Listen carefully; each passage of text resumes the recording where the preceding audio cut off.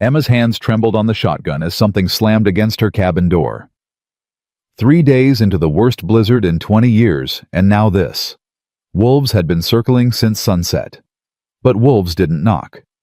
She'd lost everything once: her husband, her baby, her will to trust strangers. Opening that door could mean inviting death inside.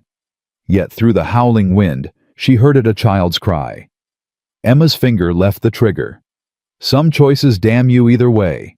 If you want to see how one moment of kindness changes 3 broken lives forever, subscribe to our channel and watch until the very end. Comment what city you're watching from. I want to see how far this story travels. Emma hadn't spoken to another human being in 43 days. She'd stopped counting after Thomas died, but the silence had a way of marking time. Winter in the Colorado mountains was brutal. This year, it felt personal. The blizzard started 3 days ago and swallowed the world whole. She was down to her last can of beans. The wolves arrived at dusk. Their howls cut through the wind like knives. Emma loaded the shotgun, Thomas's shotgun, and waited. Then came the knock. 3 solid pounds against the door. Emma grabbed the gun and stood. "Get away from here. Please." A man's voice, barely audible. "My daughter's freezing." She pressed against the wall. 2 years ago, a drifter asked for water. He robbed the Chens and beat Mrs. Chen half to death. "I've got a gun," Emma said. "I'll use it." "I believe you." The man's voice stayed calm. "We'll try the next cabin." Then she heard it. "Daddy, I can't feel my feet." A child. Small voice. Maybe 6 years old. Emma's hand went to the locket around her neck. The one with the photo of the baby she'd buried 3 winters ago. Fever took him in 2 days. She'd held his body until it went cold. Thomas died 6 months later. The death certificate said flu. Emma knew better. Hearts could stop from breaking. The child whimpered again. Emma cursed and threw back the bolt. The door opened 6 inches, gun raised. The man was tall, 40s, ice-crusted in his dark beard. His coat looked expensive once. Now it was frozen stiff. His eyes, gray like winter sky, didn't flinch from the gun. In his arms, a little girl with blonde curls and blue lips. "One night," Emma said. "You're gone at dawn." "Yes, ma'am." Emma stepped back. The wind rushed in, bringing snow and 2 strangers into her careful solitude. "By the fire," Emma said. Slowly. The man carried the girl inside. Emma slammed the door and threw the bolt. She kept the gun on them while they dripped on her floor. "Set her down." He knelt and placed the child near the stove. Her eyes were closed. Her breathing came shallow. "Warm her up slow," Emma said. "Too fast will hurt worse." "I know." His hands shook as he unwrapped the frozen blanket. "I'm James Colton. This is Sarah." Emma didn't offer her name. She fed the stove with precious wood. Behind her, James murmured to his daughter. "Where were you headed?" Emma asked. "Boulder. Storm turned on us. Truck's in a ditch 2 miles back." 2 miles in this." Emma looked at him. "That should have killed you." "Nearly did." James rubbed Sarah's feet. They were white as bone. "But my girl's tougher than she looks." Sarah's eyes opened. "Daddy." "Right here, baby. We're safe. This lady let us in." The child turned her head. Her eyes were clear blue, lake water in summer. "Thank you," Sarah whispered. Emma's throat closed. She turned back to the stove. "I'll make something hot." 1 tea bag left. She'd been saving it for nothing. She put water on to heat. Behind her, James kept talking to Sarah in that low voice. "Remember what I told you about asking the mountain for help? Sometimes she sends us to people who can help instead." "Is she a mountain angel?" Sarah asked. James chuckled. "Maybe." "I'm not an angel," Emma said. "Stay your night, then go. That's the deal." "Yes, ma'am." The water took forever. Emma made tea and brought it in her least cracked mug. "Small sips," she told James. He held the mug to Sarah's lips. The girl drank, eyes never leaving Emma's face. "What's your name?" Sarah asked. Emma hesitated. "Emma. That's pretty. Drink your tea." James finished helping Sarah drink. He rubbed her hands, now working circulation back. "When'd she last eat?" Emma asked. "Yesterday morning. Crackers." Emma went to her shelf. Last can of beans. She opened it and dumped it in the pot. If the child died here, that would be trouble. That was the only reason she was doing this. She added water and set it to heat. "You don't have to," James started. "She needs food." "So do you." Emma didn't answer. She stirred and tried not to think about tomorrow. She pulled out her last half loaf of bread, hard as stone. She broke it into chunks and dropped them in the pot. "I'm sorry for this," James said. He stood near the fire, now warming his hands. "I know we're not welcome." "I didn't say you were welcome." "No, ma'am, but you opened the door anyway." Emma shot him a look. "I let a freezing child in. You just came attached." Something flickered in his eyes. Gone before she could name it. The beans bubbled. Emma took 3 bowls. She split the food, smallest portion for herself, largest for Sarah, middle for James. She brought Sarah's bowl over. Let it cool. Sarah pushed herself up. Color was coming back. "Will you eat with us?" "I'll eat over there." "Please." Those big blue eyes. "Daddy says eating together makes food taste better." The way the child said her name, like they were already friends, cracked something in Emma's chest. She sank down onto the rug beside them. They ate in silence. Wind outside, fire crackling, spoons on wood. Emma watched Sarah. The girl ate carefully. Someone had taught her manners. "How old are you?" Emma asked. 7. "How old are you?" "Sarah," James said gently. "It's fine, I'm 28. Sarah's eyebrows went up. "You look older." "Sarah." Emma laughed. Actually laughed. Rusty as a door that hadn't opened in years. "Mountains will do that." "Is that why you live alone?" Sarah asked. "Sarah, enough." "It's fine." Emma set down her bowl. "I live alone because everyone I loved died. It's easier than losing somebody again." The words hung there. Emma hadn't meant to say them. James was quiet for a long moment. "I understand that." Something in his voice made Emma really look at him. Grief carved into the lines around his eyes. "Sarah's mother," James said quietly. "Cancer, 2 years ago. I'm sorry." "Me too." He looked at his daughter. "But I still have this one, so I keep going." Emma felt something shift in her chest. "You should sleep," she said to Sarah. "You too. Take the bed." "Absolutely not," James said. "Floor's fine. The child needs—" "We've slept in worse." They stared at each other. 2 stubborn people. Finally, Emma shrugged. "Blankets are in the chest." James made a nest near the fire. Sarah curled into his arms like a small animal. Emma sat in her chair, gun across her lap, watching them. "Mr. Colton," Emma said into the darkness. "James? Why were you really going to Boulder in winter?" Long silence. Then, "My wife's grave. I visit every year on her birthday. Today." Emma's hand tightened on the gun. "You dragged your daughter through a blizzard for a grave. Storm turned on us. We would have made it." He stopped, breathed. "You're right. It was selfish. I just needed to tell her about Sarah, about how she's growing." The pain in his voice was raw. "Sarah asks about her sometimes," James continued. "I don't know what to say. So I thought if we went together, maybe it would help." "Did it help last year?" "No. Made it worse." Bitter laugh. "But I keep going back. Like if I visit enough times, she'll be less dead." Emma understood. God, she understood.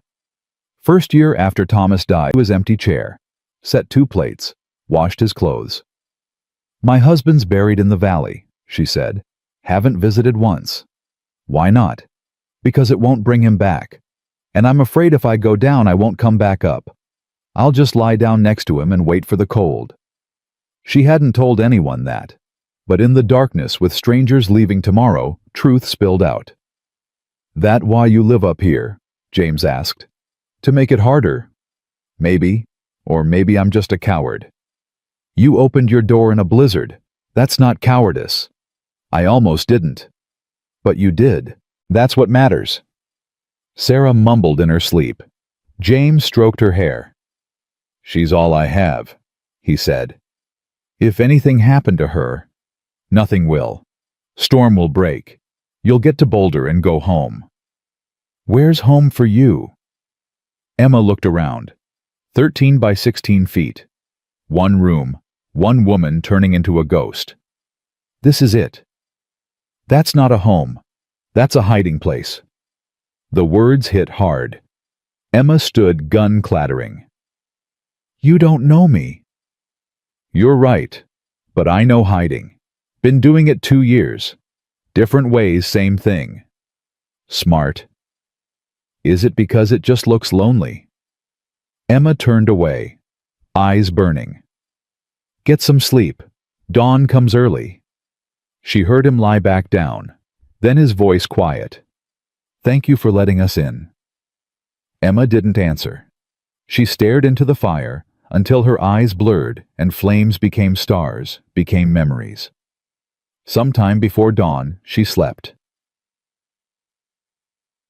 Emma woke to the smell of meat. She sat up fast.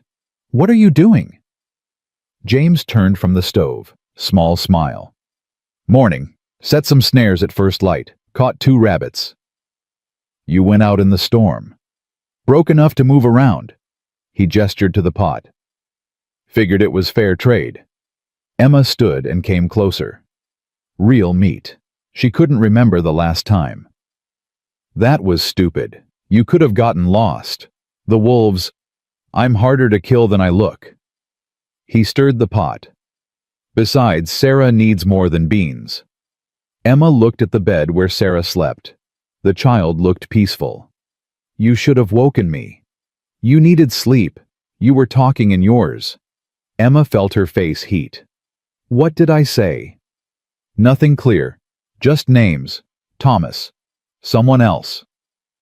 Kind eyes. "I'm sorry for your losses." "Don't." Harder than she meant. "Don't be nice. You're leaving today anyway." Storm's still too heavy. Another day at least. Emma's heart did something complicated. "Fine. 1 more night. But you earn your keep." "Actually, I noticed your roof leaks, and your porch steps rotted through. If you have tools." "I don't need charity." "It's not charity. It's payment for shelter. Fair trade." Emma wanted to argue, but her roof did leak. And the smell of that rabbit. "Tools are in the shed, if you can get to it." James nodded. "I'll manage." Sarah woke hungry and bright. She ate her stew, asking questions between bites. Emma found herself answering, telling stories about growing up in town, meeting Thomas at a church social, dreams of a real ranch before life had other plans. Sarah listened with her whole face. When Emma finished, Sarah patted her hand. "I think you're brave." "Why?" "Because you lived when you wanted to die. That's what Daddy says is the hardest thing." Emma's throat closed. She looked at James, pride and pain in his eyes. "Your daddy's right," Emma managed. After breakfast, James went to work. Emma heard him on the roof despite wind and snow. Sarah stayed inside helping Emma mend clothes. The girl's fingers were nimble, stitches neat. "Mama taught me," Sarah said, "before she got too sick." "She taught you well." "Do you think she can see me from heaven?" Emma set down her mending. "Do you think she can—" "Daddy says yes, but sometimes I wonder if she's mad at me." "Why would she be mad?" Sarah's voice dropped. "Because I'm forgetting what she looks like. Not in pictures, but in my head. Her face is getting fuzzy." Emma's heart cracked. She pulled Sarah close and held her tight. "That's not betrayal. That's being human. I bet your mama would rather you remember how she made you feel." "How did she make me feel?" "Safe. Loved. Important." Sarah pulled back, clear blue eyes. "Like you make me feel." Emma had to look away. The kindness was too much. James came in hours later, covered in snow, exhausted. But the leak was fixed, porch repaired, wood chopped and stacked. "You didn't have to do all that," Emma said. "I wanted to." He pulled off his coat. "You gave us shelter. That's worth more than repairs." Emma noticed something fall from his coat pocket. A leather wallet. She picked it up. Inside thick stack of bills, credit cards, and a business card. Colton Ranch Enterprises. James Colton, CEO. Emma stared at it, then at James.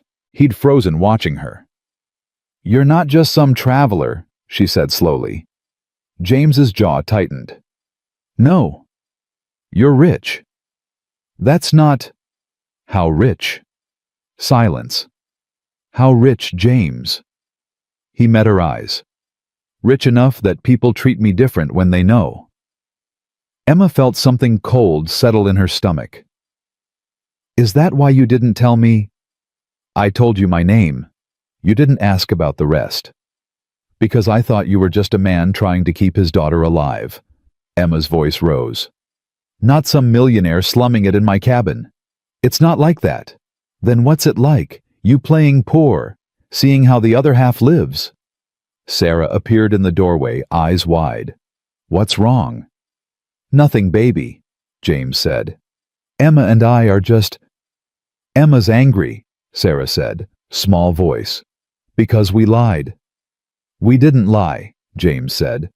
"We didn't tell the truth either." Sarah looked at Emma, tears in those blue eyes. "I'm sorry. Daddy says people act weird when they know we have money, so we don't talk about it." Emma felt her anger crack. She knelt to Sarah's level. "You didn't do anything wrong, sweetheart." "Are you going to make us leave?" Emma looked from Sarah to James. His face was guarded now, waiting for her to throw them out. She stood slowly. "No. Deal was you stay till the storm breaks. Storm's still going." "Emma," James started. "But we're going to talk about this. Later, when she's asleep." James nodded once. Tight. That night they ate rabbit stew in uncomfortable silence. Sarah kept looking between them, worried. After Sarah fell asleep, Emma and James sat by the fire. Not close like before. "Say what you need to say," James said finally. "Why are you really here in Boulder, I mean?" "I told you, my wife's grave. Rich man like you could fly there, hire a helicopter. Instead, you drove your daughter through a blizzard." James was quiet for a long time. "You want the truth?" "That'd be nice." "My ranch, it's successful. Very successful. 50,000 acres, 100 employees. I built it from nothing after Anna died. Threw myself into work so I wouldn't have to feel anything." He stared into the fire. "But Sarah, she's growing up with nannies and tutors and people who say yes to everything because I sign their paychecks. She's 7 and she's already learning to manipulate staff, to expect special treatment. So you brought her on a road trip to teach her humility." "I brought her because she asked to visit her mother's grave, and I realized I couldn't remember the last time I'd said no to her, or the last time we'd done anything normal." He looked at Emma. "When the storm hit, part of me was relieved, because for the first time in 2 years I had an excuse to just be her father. No business calls, no staff, just us." Emma absorbed this. "And then you knocked on my door, and you let us in." James leaned forward. "Do you know what you gave us? Not just shelter. You treated us like people, not a CEO and his poor motherless daughter. Just people. Sarah's been happier these 2 days than I've seen her in months. Because she doesn't know any better. She's 7. No, because you're real with her, baby her. You don't spoil her. You just treat her like she matters without making her feel like she's made of glass. Emma felt something shift again. I'm still angry you didn't tell me. I know. I gave you my last can of beans. I know. My last tea bag. Emma, do you have any idea what it's like? Being so poor that one can of beans is a decision, and you... Her voice cracked. You probably spend more on a single meal than I spend in a month. James flinched. You're right, and I'm sorry. If I could go back, I'd tell you from the start. But I can't. All I can do is ask you to understand why I didn't. Because people treat you different when they know. Yes. How do they treat you? Like a bank account, or a prize, or a problem to solve. He met her eyes. You're the first person in 2 years who looked at me and saw someone worth saving. Emma's anger wavered. I didn't save you. Yes, you did. Maybe not from the storm, but from forgetting what it's like to be treated like a human being. They sat in silence. Wind howled outside. The storm's breaking. Emma said finally, I can feel it. Tomorrow, maybe the day after, roads will clear. I know. And you'll leave. I'll have to. I have a business to run. People depending on me. Of course. Emma stood. I'm going to bed. Emma, wait. What? James stood too. When we leave, come with us. Emma's heart stopped. What? Come to the ranch. Just for a visit. You could... No. Just listen. No. Emma backed away. I know what I am, James. I'm a poor widow in a falling down cabin. You're a millionaire CEO. Those worlds don't mix. They already have. These 3 days were a storm. A moment out of time. When the weather clears, reality comes back. She wrapped her arms around herself. You'll go back to your empire. I'll stay here. That's how it works. That's how it works if we let it. Go to sleep, James. She climbed into her chair and turned her back. Behind her, she heard him move. For a moment, she thought he'd cross the room, force the conversation. But he didn't, and Emma told herself she was relieved. The third day dawned clear and bright. Emma woke to James already packing. Sarah sat on the bed, quiet, watching him with sad eyes. Storm broke, James said without looking at Emma. Roads should be passable by afternoon. Good. Emma, Sarah started. It's okay, sweetheart. Emma forced a smile. Your daddy needs to get you home. Sarah's eyes filled with tears. But I don't want to leave you.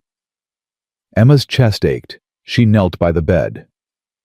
I know, but you have a whole life waiting for you. School, friends, your ranch. Will you visit us? Emma glanced at James. His face was carefully blank. Maybe someday. Promise.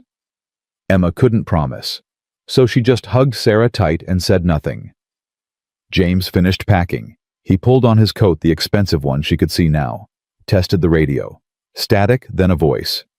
Help was coming. I'll repay you, James said. For the food, the shelter. I'll send... Don't. Emma's voice was sharp. Don't you dare send me money. Emma, I need to keep my dignity. That's what I need. She met his eyes. We had a deal. Shelter for labor. You fixed my roof. We're even. James looked like he wanted to argue, but Sarah tugged his hand. Daddy, can I give Emma something from me? James hesitated, then nodded. Sarah ran to his pack and pulled out a small stuffed rabbit. Well-loved. Fur worn thin in places. Mama gave me this, Sarah said, holding it out to Emma. When I was scared. Now I want you to have it, so you won't be alone. Emma's vision blurred.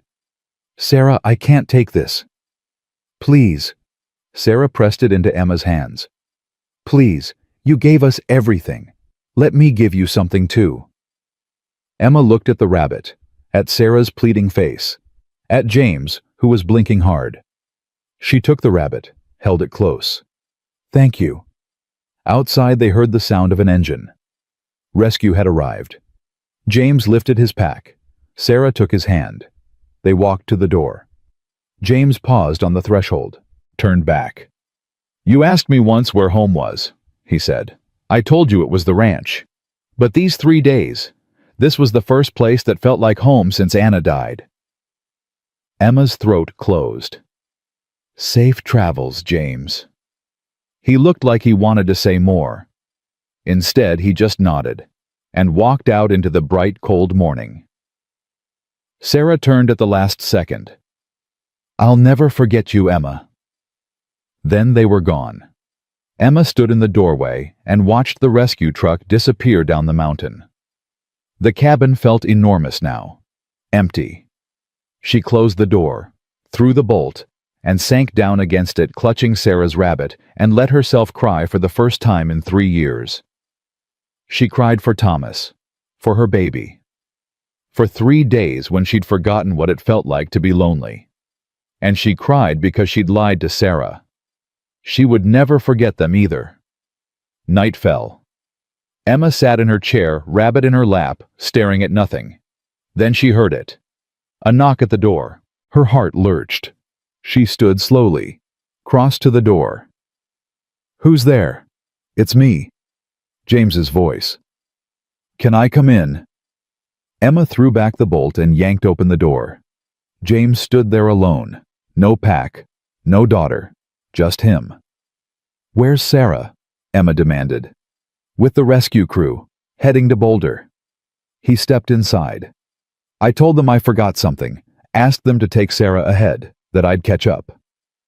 "What did you forget?" James closed the door behind him, turned to face her. "To fight for what I want." Emma's breath caught. "These 3 days," James said, "I felt alive again. Not like a CEO, not like a widower.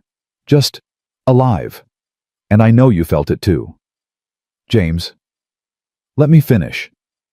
He moved closer. "You said our worlds don't mix. Maybe you're right.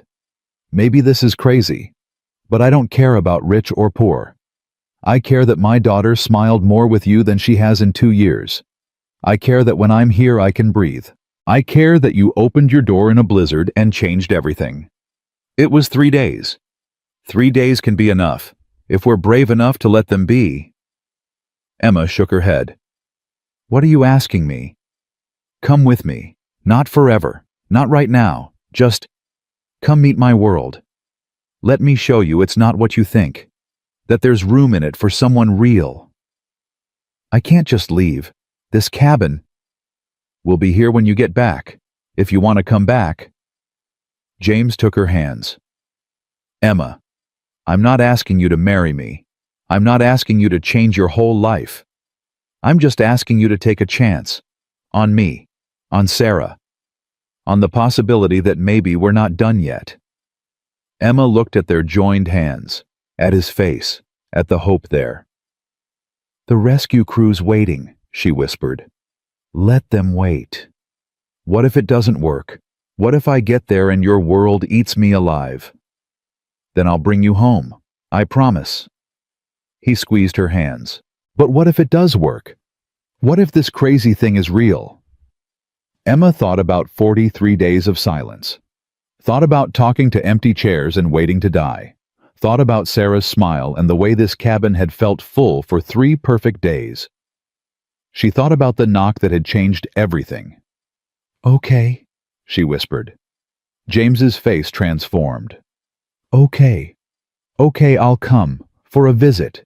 To meet your world. To see if—" She took a shaky breath.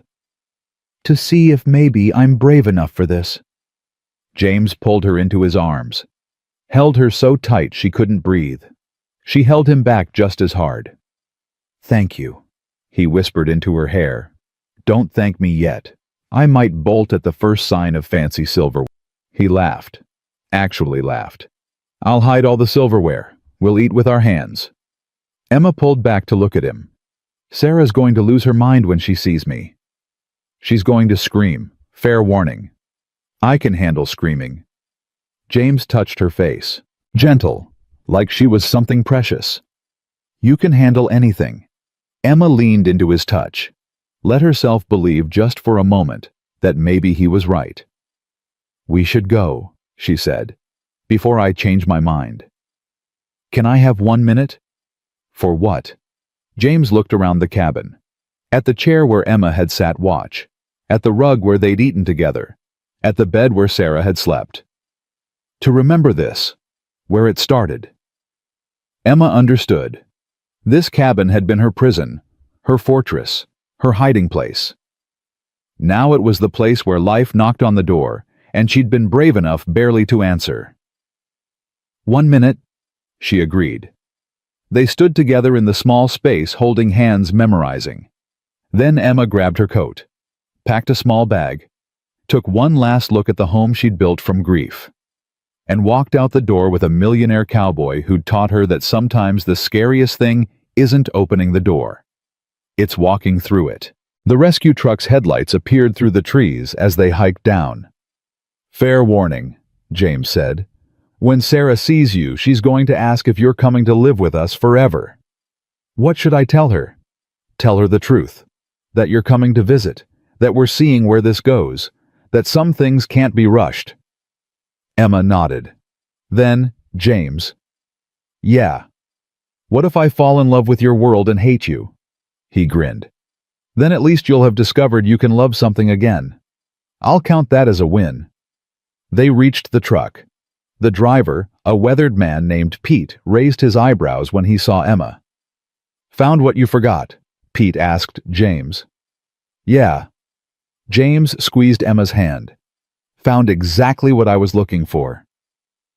They climbed into the truck bed, and as Pete drove them down the mountain toward Boulder, toward Sarah, toward whatever came next, Emma looked back once at her cabin.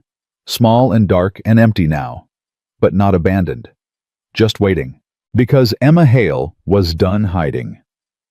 Sarah's scream could have shattered glass. The little girl launched herself out of the rescue truck before it fully stopped, nearly taking Pete down with her. She sprinted across the snowy ground and hit Emma like a missile. You came. You came. Daddy said you might, but I didn't believe him. But you're here. Emma stumbled backward, caught off guard by the force of 7-year-old joy. Her arms came around Sarah, automatically holding tight, while the girl sobbed into her coat. I'm here, Emma said. Her voice cracked. I'm here, sweetheart. James climbed out of the truck bed, grinning like a fool. Pete stood by his door, shaking his head. You Coltons are something else, Pete muttered. Never a simple rescue with your family. Put it on my tab, James said. You don't have a tab. You own half the county. Emma's head snapped up. Half the county. James's grin faltered. That's an exaggeration. Quarter of the county, Pete corrected. Give or take. Emma felt Sarah pull back to look at her. Are you mad again? I'm not mad. I'm just... Emma looked at James. Processing. We can process in Boulder, James said quickly. It's another hour to town. Pete's got to get back before dark. They climbed into the truck, Sarah wedged between Emma and James, refusing to let go of Emma's hand. The girl chattered the entire ride, telling Emma about the rescue crew, and how worried she'd been, and how she'd prayed Emma would change her mind. Emma barely heard her. She was too busy watching the landscape change as they descended. The wild mountain giving way to foothills, then ranch land. Miles and miles of fence line. That's ours, Sarah said, pointing to a particularly endless stretch. That's Colton land. Emma's stomach dropped. The fences went on forever. She'd known James was rich, but seeing it the sheer scale of what he owned made her feel small in a way the mountain never had. They reached Boulder as the sun set. Pete dropped them at a hotel downtown. Not just any hotel. the kind with a doorman and marble floors and chandeliers that probably cost more than Emma's entire cabin. "I keep a suite here," James explained as they walked inside, "for when we visit Anna." The lobby went quiet when they entered. Every eye turned to James. The staff straightened. A manager materialized out of nowhere. "Mr. Colton? We didn't know you were coming. Let me get your usual suite ready." "Already done, I'm sure," James said. His voice had changed. Cooler, more commanding. "We'll need an additional room, connected to the suite." "Of course. And will you be dining with us tonight?" "We'll order room service." "Excellent. I'll have menus sent up immediately." The manager snapped his fingers. Bellhops appeared. James hadn't brought luggage, but they materialized anyway, ready to carry nothing if it meant serving a Colton. Emma felt everyone's eyes on her worn coat and scuffed boots and wind-burned face. She looked exactly like what she was, a poor mountain woman who didn't belong here. Sarah grabbed her hand tighter. "Come on. Our rooms are on the top floor." The elevator was mirrored. Emma caught her reflection and flinched. She looked half wild, hair tangled, face gaunt. Next to James in his expensive coat and Sarah in her good boots, Emma looked like someone they'd scraped off the street. The suite was bigger than her cabin, by a lot. Floor-to-ceiling windows overlooking the city. Furniture that looked like it belonged in a museum. A living area that could fit Emma's entire home inside it. "Your room's through here," James said, showing Emma to a connected bedroom. "Private bath. Fresh clothes in the closet. I called ahead, told them to stock it with basics. If nothing fits, we'll get you something else." Emma stepped into the bedroom. The bed alone was bigger than any bed she'd ever seen. The bathroom had a tub you could swim in. "This is too much," she said. "It's just a hotel room." "James, this isn't just a hotel room. This is—" She gestured helplessly. "I don't even know what this is." Sarah appeared in the doorway. "It's nice, right? We stay here every year. The bathtub has jets." "Jets," Emma repeated faintly. "Sarah, go wash up for dinner," James said. "Give Emma a minute." "But—" "Go on, baby." Sarah left reluctantly. James closed the door behind her and turned to Emma. "You're overwhelmed. That's one word for it. What's another word?" Emma sank onto the edge of the massive bed. "Terrified. I'm terrified, James. I don't know how to be in this world. I don't know which fork to use or how to talk to people who have managers and bellhops and—" Her voice rose. "You own a quarter of the county. A quarter—" "Pete exaggerates." "Does he?" James was quiet. "No." Emma put her head in her hands. "What am I doing here?" She felt the bed dip as James sat beside her. Not touching, just close. "You're being brave," he said quietly. "You're taking a chance on something new." "I don't feel brave. I feel like I'm about to throw up." "That's what brave feels like. If you weren't scared, it wouldn't take courage." Emma looked at him. "Do you ever get scared?" "Every day. When Anna died, I threw myself into building the ranch because I was terrified of feeling anything. When Sarah asks about her mother, I'm terrified of saying the wrong thing. And when you opened your door 3 nights ago—" He stopped. "I was terrified you'd see through me. See that under all this, I'm just a man who's been hiding as hard as you have." "You don't hide. You run an empire." "Same thing, different mountain." Emma wanted to argue, but she saw the truth in his eyes. They'd both been running, just in opposite directions. "I need a bath," she said finally. "A long one, in that ridiculous tub with jets." James smiled. "Take your time. I'll order dinner. Anything you don't eat." "I eat whatever doesn't eat me first." He laughed and stood, paused at the door. "Emma, thank you for coming. I know this is hard." "You're welcome, I think." After he left, Emma explored the bathroom, found soaps that smelled like flowers she couldn't name, shampoo in bottles too pretty to open. She ran the bath and climbed in, and the hot water felt like a kind of resurrection. She'd bathed in a tin tub by her stove for 3 years. This was something else entirely. This was luxury she'd forgotten existed. She scrubbed 3 years of mountain off her skin and tried not to think about how far she was from home. When she finally emerged, wrapped in a robe softer than anything she'd ever owned, she found clothes laid out on the bed.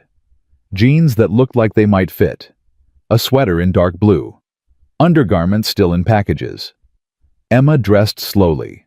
Everything fit. Of course it did. James had probably guessed her sizes from watching her move around the cabin. She found them in the living area. Sarah was curled up on the couch, and James was on the phone. His voice had that cool command again. "I don't care what Anderson says. The water rights are non-negotiable. We had a deal." Pause.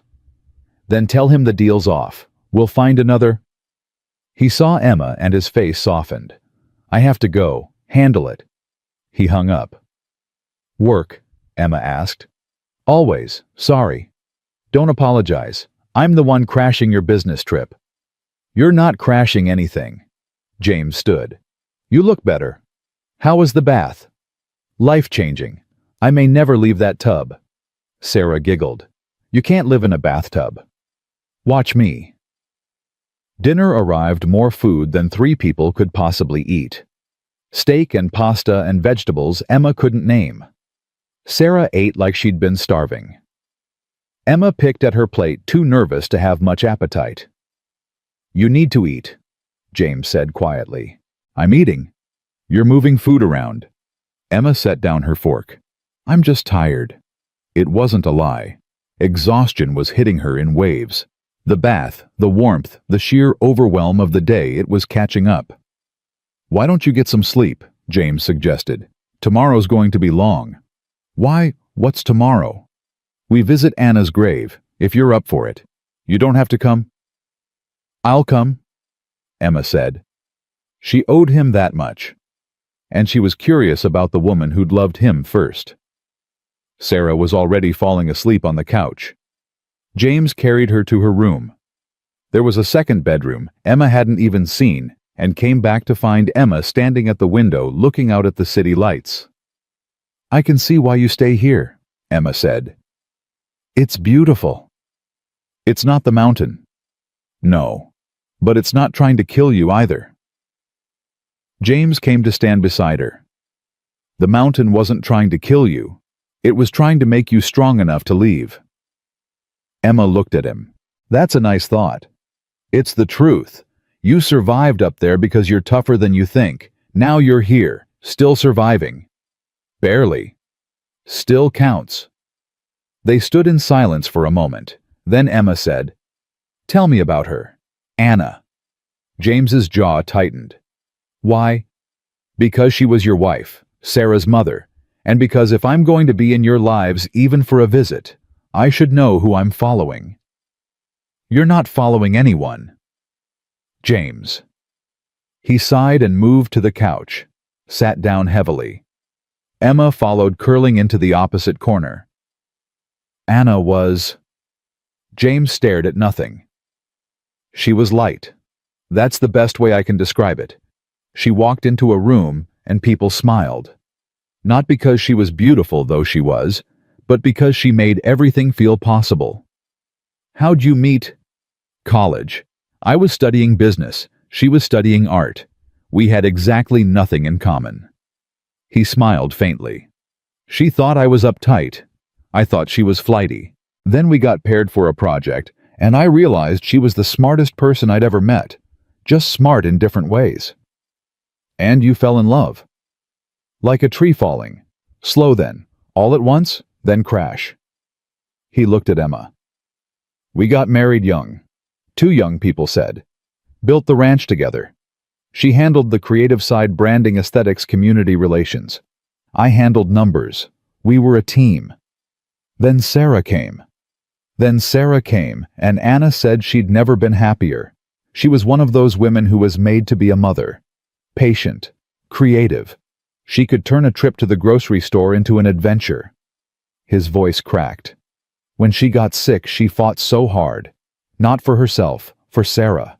She wanted to see her grow up. Emma felt tears prick her eyes. I'm sorry she didn't get to. Me too. Every day. James rubbed his face. After she died, I didn't know how to be a father and a CEO and a widower all at once. So I just worked. Hired nannies. Made money. Built the empire bigger because at least that was something I could control. And Sarah. Sarah's amazing, resilient, but she's growing up in a world where people treat her like a princess because of my money. And I don't know how to fix that without taking away everything I built. Emma understood. She'd seen it in Sarah, that precociousness that came from being around adults too much, the good manners that were almost too good.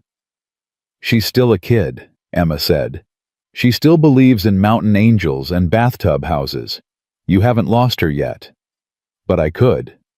So don't let it happen. Be present. Say no sometimes. Let her be bored. Let her fail. Emma leaned forward. You know what Sarah said to me at the cabin when she was helping me mend? She said it was the most fun she'd had in forever. Mending. With a needle and thread. James looked stricken. I've given her everything, and she's happiest mending in a cabin. Not everything. You've given her stuff. She wants you. I'm here. I'm always here. Are you? Or are you on the phone with Anderson about water rights? That landed. James flinched. I have responsibilities. I know. I'm not saying you don't.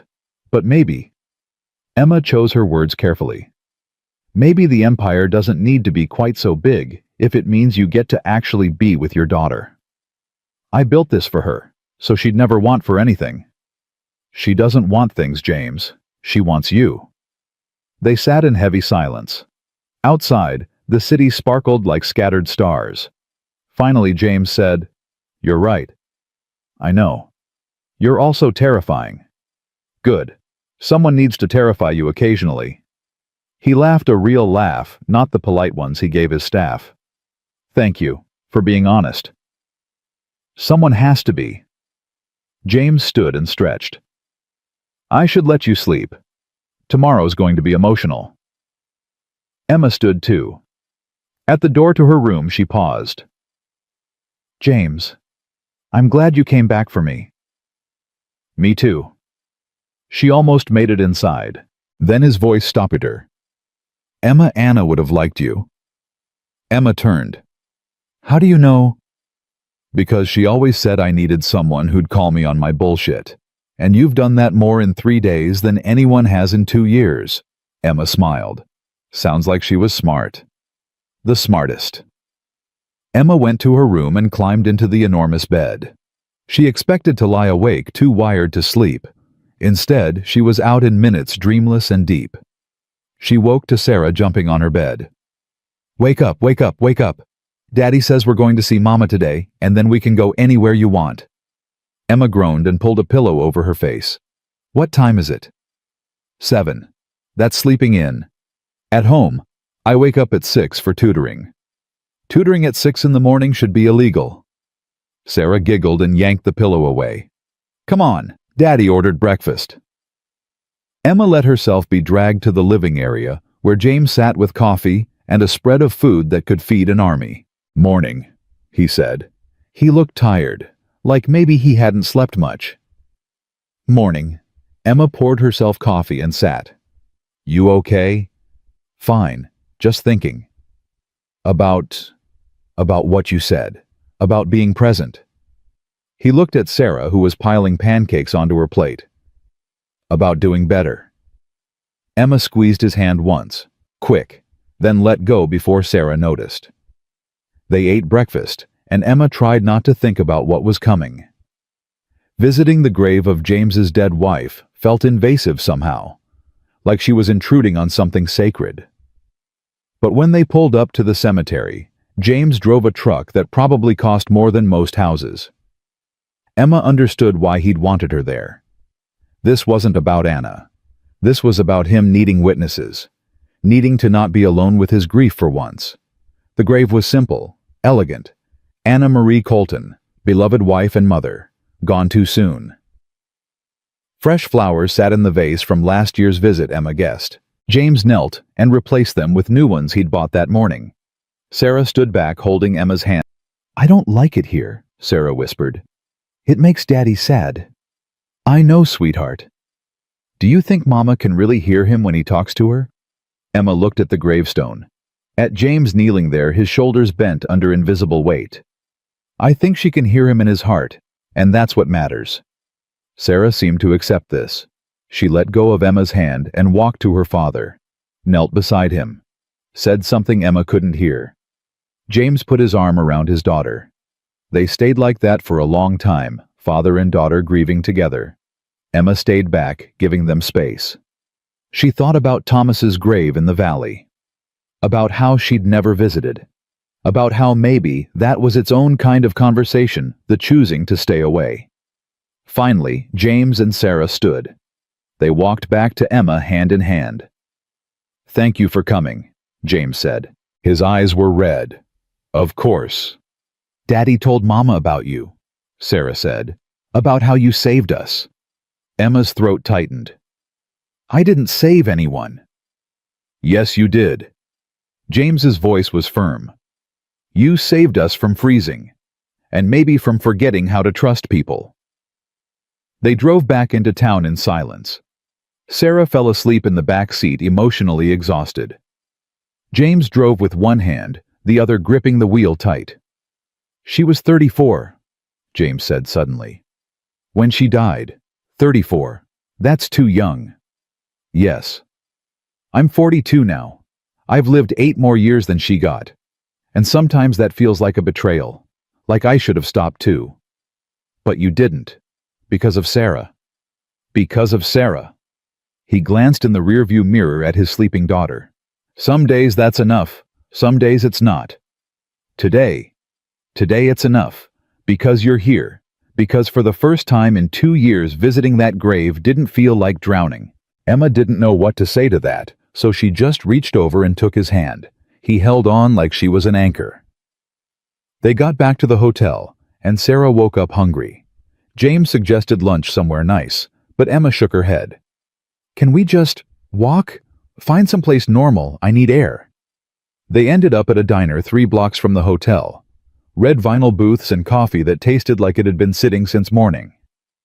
Perfect. Sarah ordered a grilled cheese. James got a burger. Emma asked for soup and bread. "You need more than soup," James said. "I need what I need." The waitress, a woman in her 50s with kind eyes, brought their food and didn't treat James any different than the construction workers at the counter. Emma watched him relax into the anonymity, saw him become just a dad having lunch with his kid. "This is nice," Sarah said, cheese stretching from her sandwich. "I like places like this." "Better than the hotel restaurant?" James asked. "Way better. The hotel restaurant makes me sit up straight and use my quiet voice." "What's wrong with sitting up straight?" "Nothing. But sometimes I want to slouch." James laughed. "Fair enough." After lunch, they walked downtown. Sarah wanted to see toy stores. James indulged her, but Emma noticed he didn't buy her everything she asked for. Progress. In one store, Sarah found a stuffed wolf and held it up to Emma. "Look, it's like the wolves from the mountain." Emma took the wolf and examined it. "This one's friendlier." "Can I get it?" "Please." James looked at Emma, some silent question passing between them. Emma knelt to Sarah's level. "Do you have money saved?" Sarah blinked. "What? Money? From allowance or chores? Do you have any saved?" I don't do chores. We have people for that." "Then no wolf. Not today." Sarah's face fell. She looked at her father, waiting for him to overrule Emma. James cleared his throat. "Emma's right. If you want the wolf, you need to earn it." "But..." "No buts. We'll talk about chores when we get home. Real chores. Then you can save up and buy it yourself." Sarah's eyes filled with tears. For a moment, Emma thought the girl would throw a tantrum. Instead, Sarah carefully put the wolf back on the shelf. "Okay," she said quietly. "I'll wait." Emma felt her heart swell. "I'm proud of you, sweetheart." Really?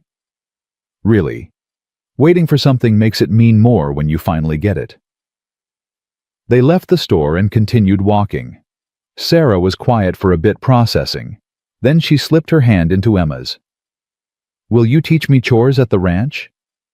Emma looked at James. He nodded slightly. If I come to the ranch, yes, I'll teach you. When will you come? I don't know yet. Soon. Maybe. Sarah seemed satisfied with this. They walked back to the hotel as the sun started to set. In the lobby, the manager intercepted them. Mr. Colton, a message for you. Urgent, apparently. James took the folded paper and read it. His jaw tightened. Problem? Emma asked. Work. There's an issue with one of the suppliers. I need to make some calls.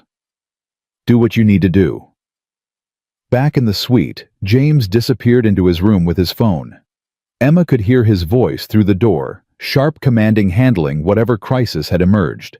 Sarah curled up next to Emma on the couch. Daddy works a lot. He does. Do you think he likes working more than being with me? Emma pulled Sarah close. No, sweetheart.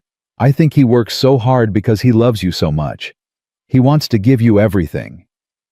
But I don't want everything. I just want him. Have you told him that? Sarah shook her head. He looks so tired all the time. I don't want to make it worse. Emma's heart broke a little. Sarah, listen to me. Your daddy needs to hear what you just said.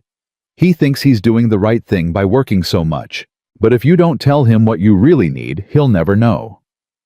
What if he gets mad? He won't get mad. He might be sad, but not mad. Never at you. Sarah was quiet for a long moment. Then, will you be there when I tell him? If you want me to be. I do. James emerged an hour later looking exhausted and frustrated. Everything okay? Emma asked. Supplier trying to renegotiate terms at the last minute. Thinks he can leverage me because we're on a deadline. James ran a hand through his hair. I may need to fly back to the ranch tomorrow to handle it in person. Daddy, Sarah said suddenly. Can I talk to you? Of course, baby. What's up? Sarah looked at Emma for courage. Emma nodded. I don't want you to work so much, Sarah said in a rush. I know you think you need to, but I don't need all the stuff. I just need you. James froze. What? I'm happy with less stuff if it means you're around more. I liked the cabin. I liked the diner. I liked just being together without phones and meetings. Tears spilled down Sarah's cheeks. I miss you even when you're right there.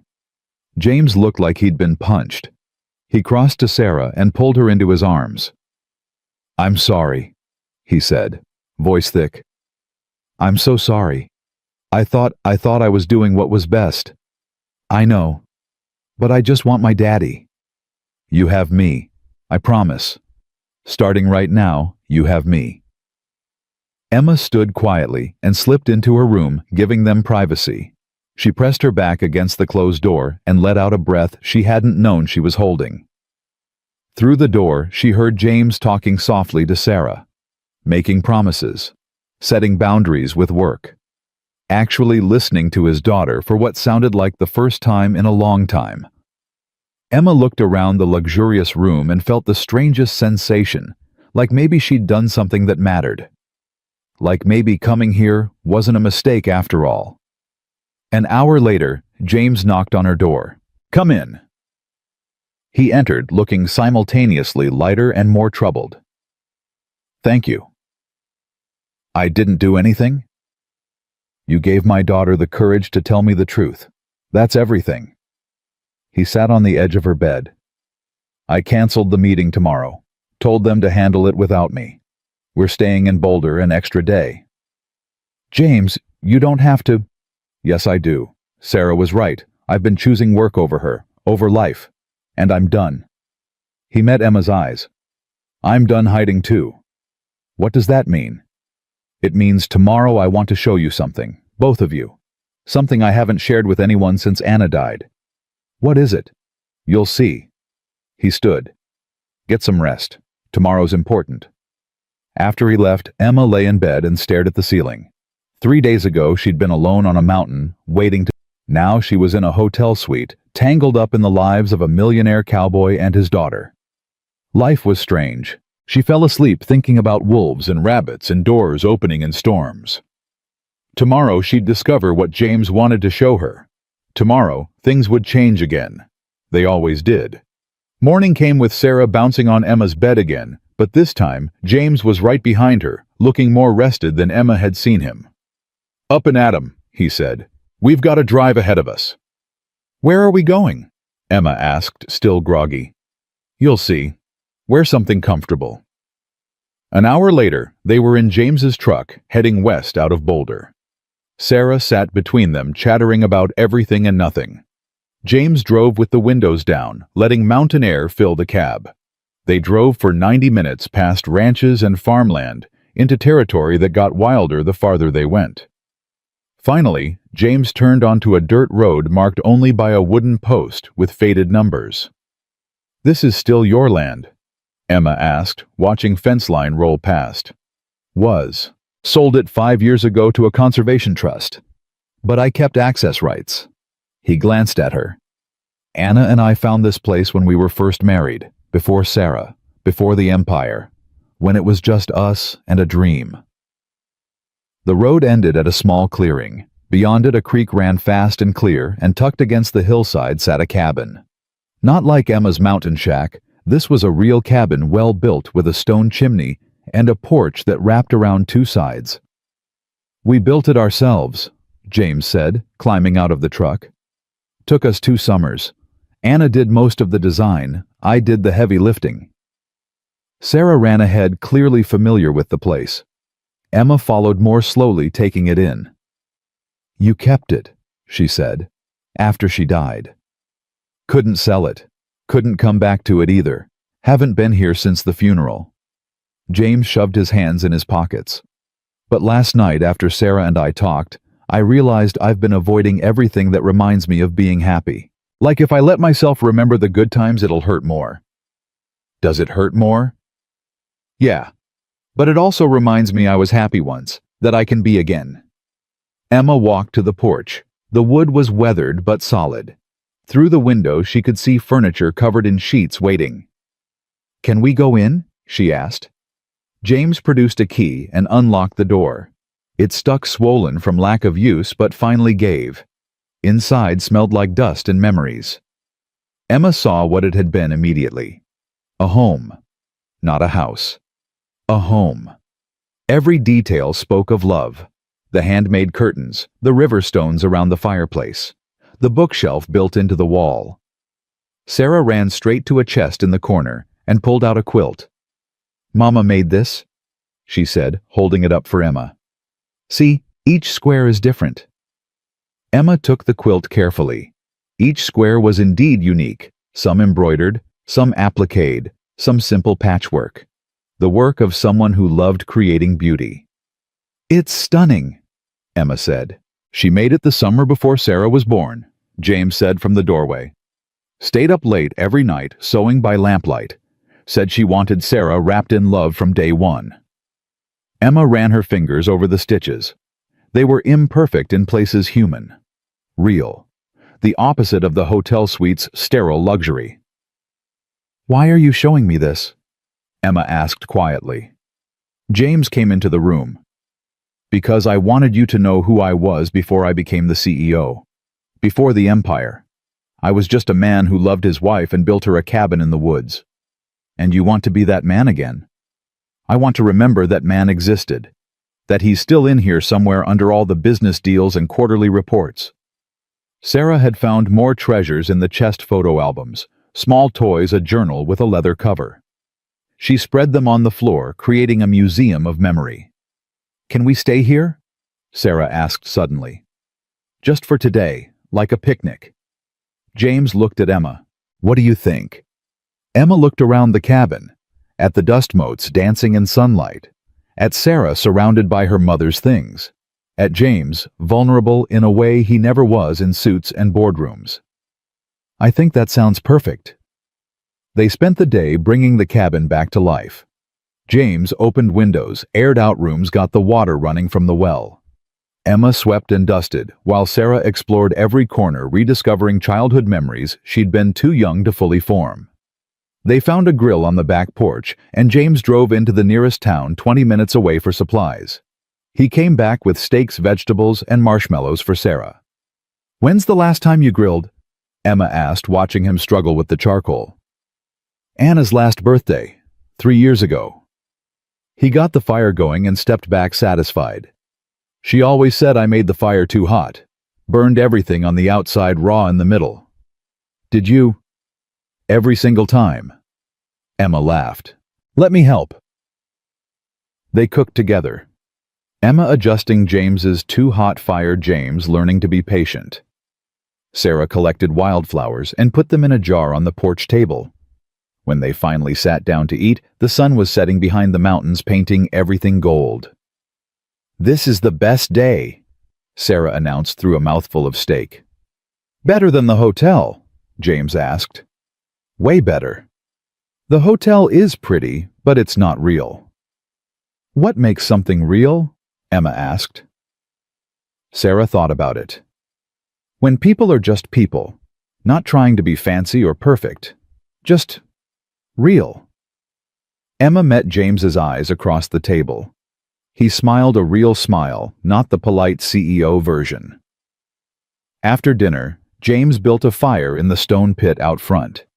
They roasted marshmallows, Sarah getting more on her face than in her mouth. The stars came out brighter than Emma had seen since leaving the mountain. "I forgot how dark it gets out here," James said, staring up. "In town, you can't see half these stars." "That's what I miss most," Emma admitted. The mountain had terrible winters, and no neighbors and wolves at the door. But the stars, she trailed off, made it worth it, James finished. "Sometimes." Sarah had fallen asleep against Emma's shoulder, sticky with marshmallow and exhausted from playing. Emma stroked her hair absently, the gesture automatic now. "She's attached to you," James said quietly. "In case you hadn't noticed." "I noticed." "That scare you?" "Terrifies me." Emma looked down at Sarah's peaceful face. "What happens when I go back to the mountain, when this visit ends?" "Does it have to end?" Emma's breath caught. "James." "I'm not asking you to marry me, not yet." He poked the fire with a stick. "But I'm asking you to consider staying, not in the hotel, not in the main house at the ranch, but maybe here." Emma stared at him. "Here, in this cabin. It's just sitting empty, has been for years. You could—" He stopped, choosing words carefully. "You could have space, your own space. Time to figure out if this world is one you can live in. And you and Sarah, we're 20 minutes away, close enough to see each other. Far enough that you're not drowning in the Colton Empire every second." He met her eyes. "I'm not trying to trap you. I'm trying to give you an option that's not all or nothing." Emma's mind raced. The cabin was beautiful, isolated but not dangerously so. And the thought of going back to her mountain shack, back to the silence and the waiting to die? "What would I do here? I can't just sit around." "Whatever you want. Anna had a studio out back. She did pottery and painting. You could use it. Or not. You could help Sarah with chores, teach her the things she's not learning from nannies. You could—" He laughed. "I don't know. I'm making this up as I go." "That's obvious. But is it crazy? Tell me honestly." Emma looked up at the stars, thought about her mountain cabin sitting empty and cold, thought about 43 days of silence stretching into forever. "It's crazy," she said finally. "But maybe I'm tired of being careful." James's face transformed. "Yeah?" "Yeah, but I have conditions." "Name them." "I pay rent. I don't care if this place is sitting empty. I won't be a charity case." "Deal. What else?" "I go back to my cabin first, pack properly, say goodbye to the mountain on my terms." I'll drive you up tomorrow. And Emma paused. I need you to understand this might not work. I might try your world for a month and realize I hate it, that I can't breathe here. Then you go back to the mountain, no hard feelings. You say that now? I mean it now. James held her gaze. Emma, I'm not trying to change you. I'm just trying to give us a chance to see what this could be, without the pressure of all or nothing. Sarah stirred against Emma's shoulder, mumbling in her sleep. Emma shifted to hold her more comfortably. Okay, Emma said softly. Okay, I'll try. James's smile could have lit the whole valley. Thank you. They sat in comfortable silence after that, watching the fire burn down to coals. When Sarah woke up groggy and confused, they carried her inside and put her to bed, in what had been her parents' room. Emma took the small bedroom that had been meant for a nursery but never used. James sat up on the couch. Emma lay in the narrow bed and listened to the creek running outside the window. It sounded like her mountain stream, but gentler, less angry. She thought about what she'd just agreed to. Moving into Anna's cabin. Becoming part of James and Sarah's life in some undefined way. It was insane. But staying on the mountain, waiting to die, that had been insane too. At least this was insane with company. They spent another day at the cabin before heading back to Boulder. James called his office and extended his trip another week. Emma heard his assistant's shock through the phone. A week, sir, you have the cattle auction and the board meeting and reschedule them. But reschedule them. James's voice had that steel edge. I pay you to handle these things. Handle them. He hung up and caught Emma watching. What? Nothing. Just noticing you're actually taking time off. Trying to. Old habits die hard. They drove back to Boulder, and Emma packed the few things she'd accumulated at the hotel. The clothes James had bought, the toiletries she'd barely used. It all fit in a small bag. The drive up to Emma's mountain cabin took 3 hours. The roads were clear now, the storm just a memory in melting snow. When they pulled up to her place, Emma felt a strange distance, like the cabin belonged to someone else, someone she used to be. You okay? James asked. Fine, just weird being back. Sarah bounded out of the truck and ran to the cabin door. It's so small. You lived here all alone. For 3 years. Weren't you lonely? Emma unlocked the door. The cabin smelled stale, cold, like abandonment. Yes, I was very lonely. She packed quickly clothes books, Thomas's pocket watch, her mother's china that had survived everything else, the wedding photo in the cracked frame. She took the quilt from the bed and the shotgun from above the door. That everything? James asked, loading boxes into his truck. Emma looked around the cabin one last time. At the marks on the wall where she'd counted days. At the chair where she'd slept with a gun in her lap. At the stove where she'd rationed her last can of beans. That's everything that matters. You're not locking it. Anyone desperate enough to rob this place needs it more than I do. They drove away, and Emma didn't look back. Sarah chattered the whole way down the mountain, excited to show Emma the ranch. James drove carefully, one hand on the wheel, the other reaching over to squeeze Emma's hand once. The ranch appeared gradually. First fence line, then pastures with cattle, then outbuildings, then finally the main house rising from the valley like something out of a magazine. Emma's stomach dropped. That's your house. That's the main house, where Sarah and I live, where the staff quarters are, where... He saw her face. It's too much. It's a mansion, James. You live in a mansion. It's a ranch house, just a big one. Sarah giggled. It's pretty big, Daddy.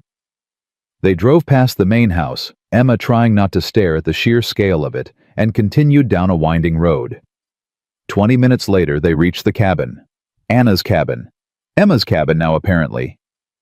In daylight, with more time to observe, Emma saw details she'd missed before.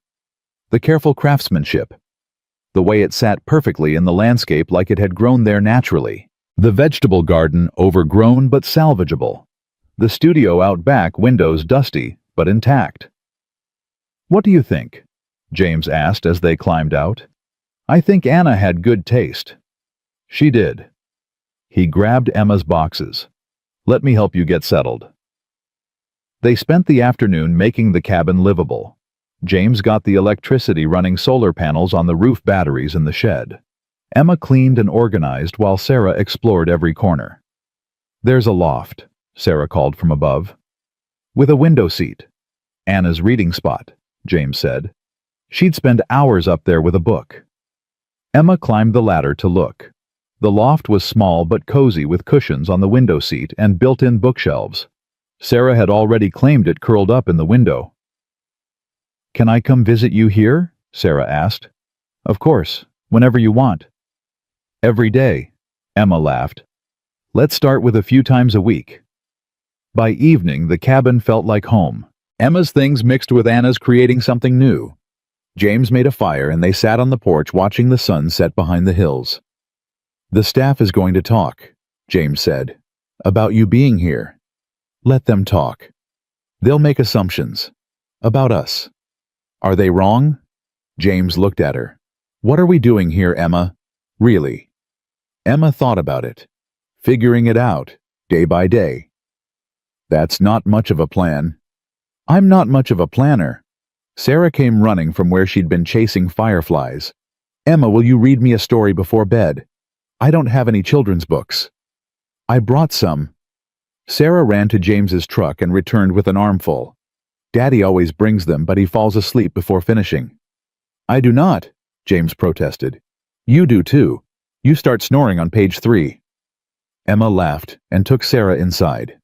They curled up in the window seat in the loft, and Emma read about princesses and dragons and happy endings. Sarah fell asleep halfway through, just like James apparently did. Emma carried her down the ladder. The girl was heavier than she looked, and found James had made up the spare bedroom for her. "She can sleep at the main house," James offered. "Let her stay, just tonight." James nodded. "I should head back, get you settled." At the door he paused. "Emma." "Yeah." "Thank you for trying." "Thank you for giving me space to try." He smiled and left his truck, disappearing down the dark road. Emma locked the door and stood in her new home, listening to Sarah breathe softly in the next room. This was crazy. She'd known these people for less than a week. And here she was, living in a dead woman's cabin, babysitting a millionaire's daughter, trying on a new life like a borrowed coat. But when she climbed into bed, Anna's bed, she supposed, though it felt like hers now, Emma slept better than she had in years. Morning brought James back with breakfast and a problem. "The staff wants to meet you," he said, setting bags of food on the kitchen table. "Word spread that someone's living in Anna's cabin. They're curious." "Curious or suspicious?" "Both." Emma poured coffee. "Do I have to meet them?" "Eventually, but I can hold them off if you're not ready." "I'm not ready." "Then they can wait." Sarah woke up and breakfast became chaos. The girl wanted to help cook, but mostly made messes. Emma found herself laughing, really laughing, while scraping burned eggs off a pan. "I'm not a good cook," Sarah admitted. "Then we'll learn together." "Really? You'll teach me?" "If you want." Sarah threw her arms around Emma's waist. "I want everything. I want to learn cooking and chores and how to mend things and how to not be spoiled." "You're not spoiled." "Daddy says I am. A little bit." James coughed. "I said you were privileged. That's different." "What's privileged mean?" Sarah asked. "It means you have things other people don't. And that's not bad, but you need to understand it, appreciate it, not take it for granted." Sarah thought about this. Like Emma's cabin, it's small, but she appreciated it. Exactly like that. After breakfast, James had to leave actual work emergency, this time something about a fence down and cattle loose. He promised to be back by dinner. Emma and Sarah spent the day exploring. They walked the property, finding a pond Sarah had forgotten about and a grove of aspens that whispered in the wind. They picked wildflowers and started a garden plan. They talked about everything and nothing. "Do you miss your husband?" Sarah asked at one point. "Every day." "Does it get easier?" "No, but you get stronger. You learn to carry it." "Daddy says the same thing about Mama." "Your daddy's right." That evening, James returned looking exhausted and dirty. He'd been out all day fixing fences, moving cattle, doing the physical work he usually left to hired hands. "You look like hell," Emma said. "Feel like it too." He sank into a porch chair. "But the cattle are back where they belong." "You didn't have to do it yourself." "I wanted to. Needed to remember what actual work feels like." He flexed his hands. "I'm going to be sore tomorrow." Emma brought him water and a plate of the dinner she'd made. Nothing fancy, just stew from supplies James had stocked the cabin with. But he ate like it was the best meal he'd ever had. Sarah had fallen asleep on the couch, exhausted from the day. James carried her to the truck, planning to take her back to the main house. "She can stay again," Emma offered, "if you don't mind the drive in the morning." "You sure?" "I like having her here." James brought Sarah back inside and settled her in the spare room. At the door he hesitated. "There's a charity gala next week, at the ranch. Big fundraiser Anna started before she died. I kept it going in her memory." "Sounds fancy." "It's very fancy. 500 people, catered dinner, dancing, the whole thing." Emma's stomach dropped. "Why are you telling me this?" "Because people know someone's staying in Anna's cabin, and they're going to ask about you, and I need to know." He met her eyes. "Do you want to come? As my guest? To a gala with 500 rich people?" "Yes." "James, I don't even own a dress."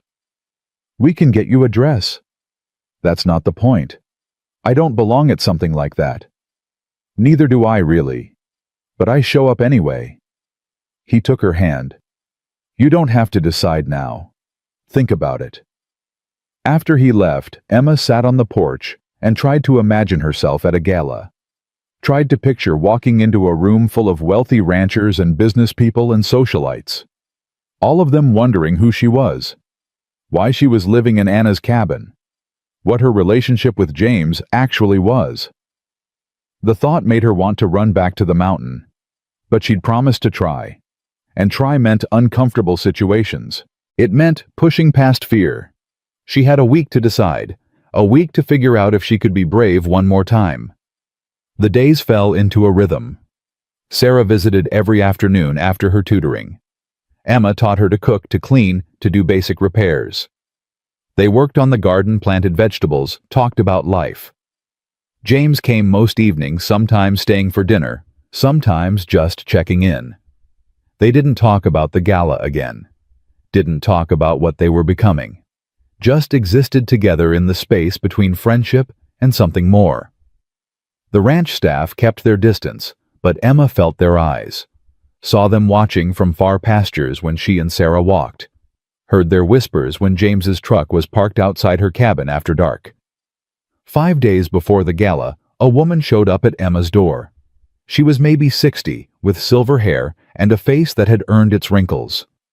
She wore work clothes and boots that had seen real use. "You, Emma?" the woman asked. "Who's asking?" "Maria Santos, head housekeeper at the main house. Worked for Mr. James 15 years. Knew Mrs. Anna since she arrived as a bride."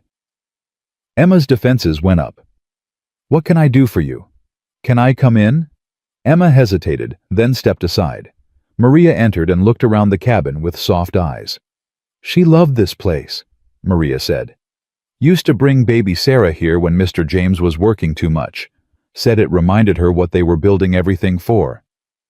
"It's a beautiful cabin." "It is." Maria turned to face Emma. "The staff is talking. About you. About what you're doing here." "I'm living here. James offered. I accepted." "They think you're trying to replace Mrs. Anna. Take her place." Emma's jaw tightened. "I'm not trying to replace anyone." "I know that. I've been watching you with little Sarah, with Mr. James. You're not calculating. You're just—" Maria paused. "You're just lonely people finding each other." "Then why are you here?" "Because Mr. James wants you to come to the gala. And if you go, the staff will judge you. The guests will judge you. They'll pick apart everything you wear, say, do." Maria's eyes were kind but firm. "And I need to know if you can handle that." Emma thought about it. "Honestly, I don't know." "At least you're honest." Maria moved to the door, then paused. Mrs. Anna used to say the bravest thing she ever did was marry a poor ranch hand with big dreams. Everyone told her she was crazy, that he'd never amount to anything. She did it anyway. What's your point? My point is, the brave thing is usually the scary thing, and if you run from this gala, you'll run from everything else too. Maria opened the door. Think about it. She left, and Emma stood in the empty cabin feeling like she'd been seen all the way through. That night, James came by with takeout and found Emma pacing. "What's wrong?" he asked. Maria came by. James's face went carefully neutral. "What did she say?" "That your staff thinks I'm trying to replace Anna. That they'll judge me at the gala. That I need to decide if I'm brave enough for this." "And are you—" Emma stopped pacing. "I don't know. I've been brave once already. Opening my door in the blizzard, coming here, starting over. How many times do I have to be brave?" "As many times as it takes." James set down the food and crossed to her. "But Emma, if this is too much, if my world really is too hard, I'll understand. I'll help you get back to your mountain. No judgment." "You say that now." "I mean it now. I want you here. Sarah wants you here. But not if it breaks you." Emma looked up at him. At this man who'd knocked on her door in a blizzard and changed everything. Who was trying so hard to be better? Who made her want to try too? "I'll go to the gala," she said. "But if I make a fool of myself, that's on you." James broke into a smile. "Deal. And you're getting me a dress. A real one, because I have no idea what fancy people wear to these things." "Already done. I had Maria order several. They're being delivered tomorrow. You can pick whichever you like." "You were that sure I'd say yes." "No, but I was hopeful." Emma shook her head, but she was smiling. "You're impossible." "You're brave." "We'll see. Ask me again after the gala." They ate dinner, and Emma tried not to think about 500 people staring at her. Tried not to imagine all the ways she could fail at being the person James needed her to be. But deep down, under the fear, there was something else. Excitement. Maybe even hope. 3 days until the gala. 3 days to prepare for the moment when Emma Hale would step out of hiding and into the light. She just hoped she didn't burn. The dresses arrived in garment bags that probably cost more than Emma's entire wardrobe back on the mountain. Maria brought them personally along with a woman named Claire, who apparently specialized in making rich people look even richer. "I don't need a stylist," Emma protested as they invaded her cabin. "Yes, you do," Maria said firmly. "Unless you want to show up looking like you're going to a church potluck." Claire was already unzipping bags, revealing gowns and colors Emma didn't have names for. Emerald, sapphire, something between gold and bronze that seemed to shift in the light. "Try this one first," Claire said, holding up a deep blue dress. Emma took it reluctantly and disappeared into the bedroom. The fabric felt like water in her hands. She struggled with the zipper, finally got it up, and stared at herself in the small mirror. She looked like a stranger. The dress hugged her thin frame in ways that made her look elegant instead of starved. The color brought out her eyes, made her skin glow, instead of looking sallow. "Let us see," Maria called. Emma emerged slowly. Claire circled her, assessing. "Good bones," Claire murmured. "We can work with this, but try the bronze one. It'll be better with your coloring." 3 dresses later, Emma stood in front of them, wearing something the color of autumn leaves. It had a simple cut, but moved like it was alive, made her look like someone who belonged at galas. "That's the one," Maria said softly. "Mrs. Anna would have loved that dress." Emma's throat tightened. I'm not trying to be her. I know. But you're living in her cabin, caring for her daughter, standing in her place at the gala. Maria's voice was gentle. Compare you. It's inevitable. And how do I compare? You don't. You're your own person. That dress proves it. Mrs. Anna would have chosen the emerald. Bold, vibrant. You chose bronze. Quieter, but just as strong. Claire left with the rejected dresses, promising to return the day of the gala to help with hair and makeup. After she was gone, Maria lingered. Can I tell you something? Maria asked. Can I stop you? Maria smiled. Mr. James hasn't been happy since Mrs. Anna died. Oh, he's been functional, successful, but not happy. Then you came. And I see him smile now. Real smiles. Not the ones he gives to business partners. We're not together. Not like that. Not yet. But you will be. Anyone with eyes can see it. Maria moved to the door. The question is, whether you'll let yourself be happy too. After Maria left, Emma stood alone in the bronze dress, staring at her reflection. She looked like someone who could handle a gala. Someone who belonged in James Colton's world. She just wasn't sure that person was her. Sarah burst through the door an hour later, no knock, just pure 7-year-old energy. Maria said you got a dress. Can I see it? Emma was back in her normal clothes jeans and one of Thomas's old flannel shirts. It's hanging in the bedroom. Sarah ran to look and came back with eyes like saucers. Emma, you're going to look like a princess. I'm going to look like I'm pretending to be a princess. What's the difference? Emma thought about it. I don't know anymore. Sarah climbed onto the couch next to her. Are you scared about the gala? Terrified. Daddy says being scared means you're about to do something important. Your daddy says a lot of wise things. He learned them from Mama. She used to tell him stuff when he was worried about the ranch. Sarah picked at a loose thread on the couch. Do you think Mama would be mad that you're here? Emma pulled Sarah close. I think your Mama would want your daddy to be happy. And you to have someone who cares about you. That's what good mothers want. Do you care about me? More than I expected to. More than I probably should after knowing you such a short time. I love you, Sarah said simply, like it was the easiest truth in the world. Emma's eyes burned. I love you too, sweetheart. They sat like that for a while holding each other. Then Sarah said, Will you dance with Daddy at the gala? I don't know how to dance, not the fancy kind. He'll teach you, he's really good. Mama made him take lessons before their wedding. The thought of James dancing this cowboy CEO in his work boots and button-downs made Emma smile. I'd like to see that. Then you have to dance with him, so you can see. That evening, James arrived with dinner and found Sarah teaching Emma a clumsy version of a waltz in the living room. They were both laughing, stumbling over each other's feet. What's happening here? James asked, setting down food bags. I'm teaching Emma to dance, Sarah announced. But she's terrible. I am terrible, Emma agreed. Your daughter is a harsh critic. James grinned.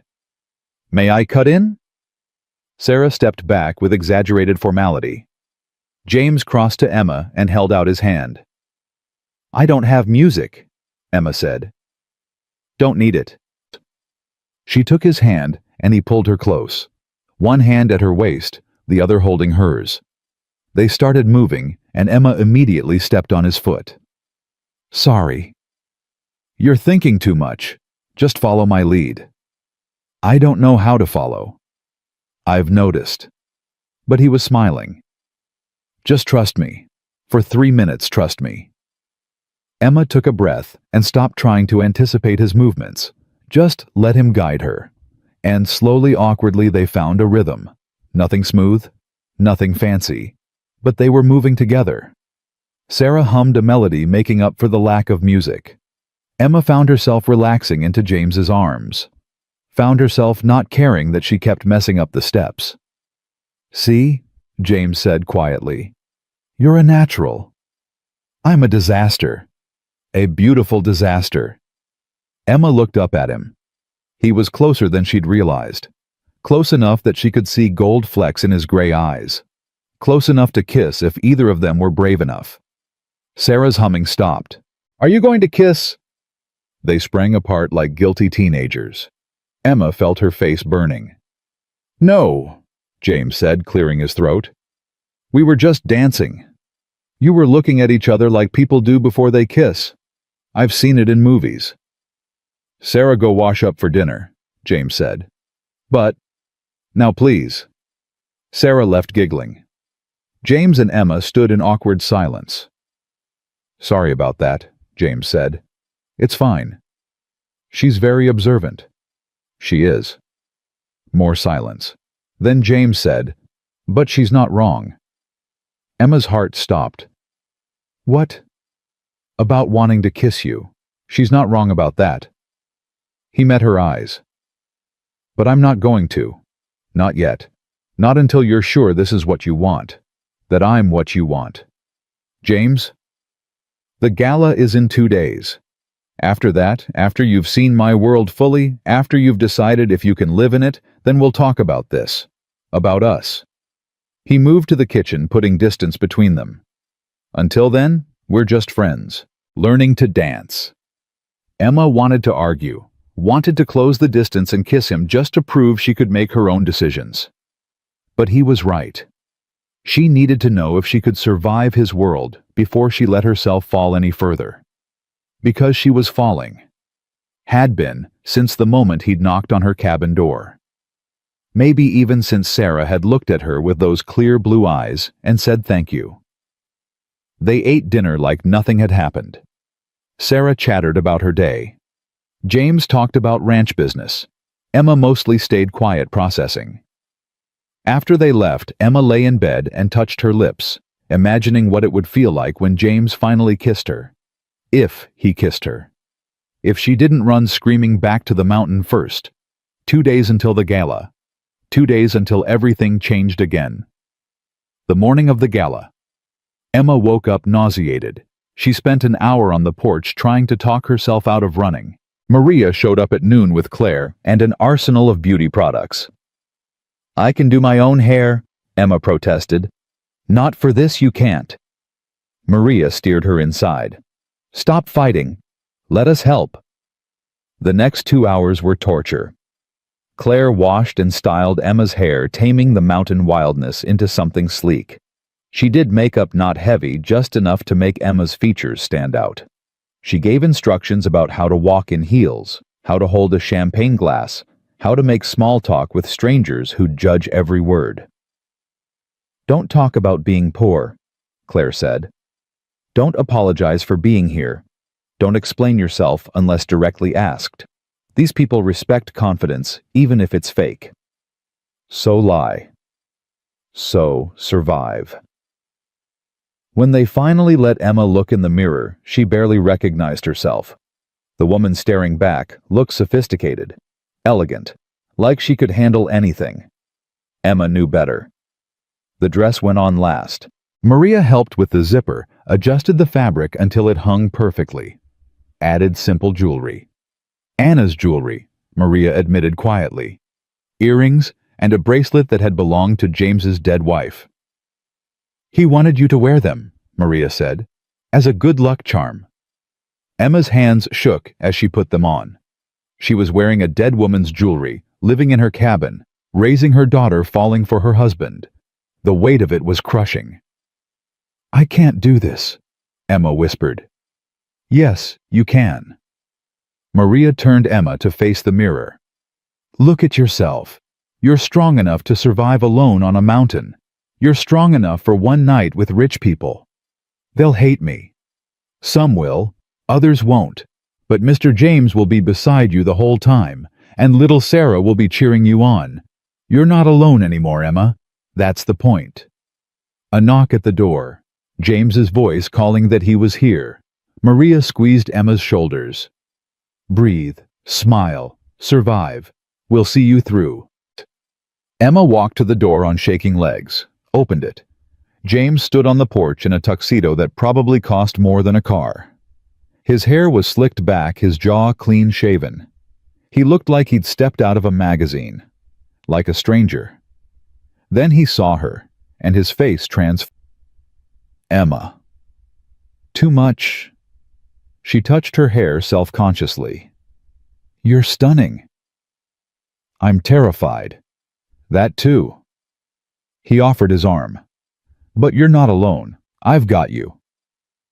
Emma took his arm and let him lead her to the truck. A different truck, this one clean and expensive, no work dirt in the bed. Sarah sat in the back in a dress of her own pink and covered in sparkles. You look like a princess, Sarah squealed. You look like a princess, Emma countered. We can both be princesses. The drive to the main house took 20 minutes. Emma used every second to try to calm her racing heart. James kept one hand on the wheel, the other reaching over to squeeze hers. If it gets too much, just tell me. We'll leave. You can't leave your own gala. Watch me. The main house came into view, lit up like a palace, cars already lining the drive, people in evening wear climbing the front steps. Emma's stomach lurched. I'm going to be sick. No, you're not. You're going to walk in there. Let me introduce you to a few people. Eat some overpriced food and dance with me once. That's it. That's the whole night. And deal with everyone judging me. Let them judge. Their opinions don't matter. Easy for you to say. You belong here. James pulled up to the front entrance and turned to face her. I don't belong here either. I'm a ranch hand's son who got lucky. Anna's family thought she was insane for marrying me. Society people thought I was white trash pretending to be someone I'm not. He touched her face gently. But Anna didn't care what they thought. And eventually neither did I. You'll get there too. Promise? Promise. A valet opened Emma's door. She climbed out, carefully remembering Claire's instructions about moving in heels. James came around and offered his arm again. Sarah took his other hand. Together, they walked up the steps. The entry hall was full of people, all dressed in clothes that cost more than Emma used to make in a year. Conversations stopped as they entered. Every eye turned to stare. Emma heard the whispers immediately. Who is that? Is that the woman living in Anna's cabin? She's pretty, in a plain sort of way. What is James thinking? James leaned close and whispered, Ignore them. Eyes on me. Emma gripped his arm tighter and kept moving. They entered the main ballroom, a massive space with chandeliers and a live band and tables set with china that probably belonged in museums. Maria appeared at their side. Your table is in the front, Mr. James, and Emma, the powder room is down the hall if you need a moment. I need a moment, Emma said immediately.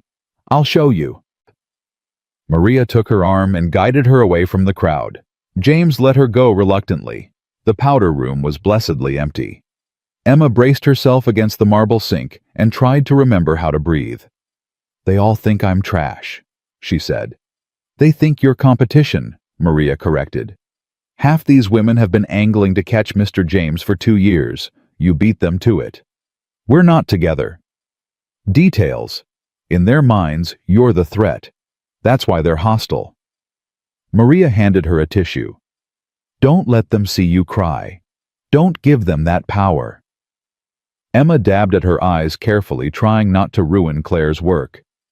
How did Anna handle this? Mrs. Anna. She smiled at everyone like she knew a secret they didn't, made them all crazy trying to figure out what she knew. Maria smiled at the memory. She was good at this game, better than Mr. James. She protected him from the worst of it. I don't know how to play games. Then don't play, just be yourself. The woman who opened her door in a blizzard. The woman who's teaching little Sarah to be more than a spoiled rich kid. The woman Mr. James can't stop smiling around. Maria touched Emma's shoulder. That woman is stronger than any game-playing society witch out there. Emma took a shaky breath and stood up straight, fixed her hair, checked her reflection. The sophisticated woman stared back, but Emma could see the mountain woman underneath. Feral, tough, surviving. "Okay," Emma said. "Let's do this." They walked back to the ballroom. James was surrounded by people, men in tuxedos, women in gowns, all vying for his attention. He saw Emma and immediately excused himself, crossing to her side. "Better?" he asked quietly. "No, but I'm here. That's all that matters." Dinner was an exercise in endurance. Emma sat at a table with James, Sarah, and 6 people she'd never met, board members and major donors, all watching her like a science experiment. She used the right fork only because she watched James first. Made polite conversation when spoken to. Didn't mention the mountain or poverty or anything that would mark her as different. Claire had been right. Fake confidence was better than honest uncertainty. Halfway through dinner, a woman across the table, rail-thin with jewelry that could fund a small country, smiled at Emma with teeth like a shark. "So Emma, how exactly do you know James?" "We met during the blizzard." "How romantic. And you're staying in Anna's cabin?" "Yes." "How cozy." The woman sipped her wine. "It must be quite an adjustment from your previous life." Emma felt James tense beside her, felt his hand find hers under the table. "It is," Emma said carefully. "But I'm adaptable." "Clearly." The shark smile widened. "And what do you do for work?" "Currently, I'm figuring that out." "So you don't work?" "Margaret," James said, voice sharp. "That's enough." "I'm just curious." "We all are. This mysterious woman living in Anna's cabin attending the gala as your date. She's my guest. And her life before she came here is none of your business." Margaret's eyes glittered. "Touchy. You must really like her."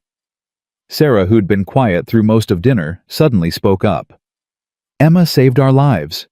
We were freezing, and she let us in and gave us her last food. She's the bravest person I know." The table went quiet. Margaret looked like she'd been slapped. "Well," Margaret said finally, "that's quite a story." "It's the truth," Sarah said firmly. "And Emma's teaching me chores and how to cook and how to be a better person, which is more than anyone else here has done." James squeezed Emma's hand so hard it hurt, but he was smiling, proud of his daughter for fighting back. The rest of dinner was quieter. Margaret and her allies retreated into wounded silence. Emma could breathe again. After dinner came dancing. The band started playing and couples filled the floor. James stood and offered his hand to Emma. "I'll step on your feet," she warned. "I don't care." They moved to the floor and James pulled her close. This time, with music and other people around them, Emma was even more self-conscious. She stumbled immediately. "Stop thinking," James murmured. "Just feel the music." "I can't." "Yes, you can. You did it in the cabin." Emma closed her eyes and tried to remember that moment. Sarah humming, James's hand at her waist, the ease of it when she stopped fighting. Slowly, she found the rhythm again, started moving with James instead of against him. "There you go," he said. "See, you're doing it." Emma opened her eyes and realized they were at the center of the floor, everyone watching. She tensed immediately. "Don't look at them. Look at me." She forced her eyes to his face, found him watching her with something that looked like wonder. "What?" she whispered. "You're doing it. You're surviving my world." "Barely." "Still counts." The song ended. Another began. James didn't let her go. They kept dancing, and Emma stopped caring who was watching. Stopped caring about Margaret's judgmental eyes or the whispers following them around the room. For 3 minutes, she just danced with a man who made her feel like maybe she could be brave one more time. When the song finally ended, James led her off the floor. Sarah ran up, bouncing with excitement. "That was so pretty. You guys looked like you were in a movie." "Your dad's a good dancer," Emma said. "You're a good dancer too, even though you were scared." Emma knelt to Sarah's level. "How'd you know I was scared?" "Because I'm scared too. All these people looking at us. But Daddy says we do brave things even when we're scared.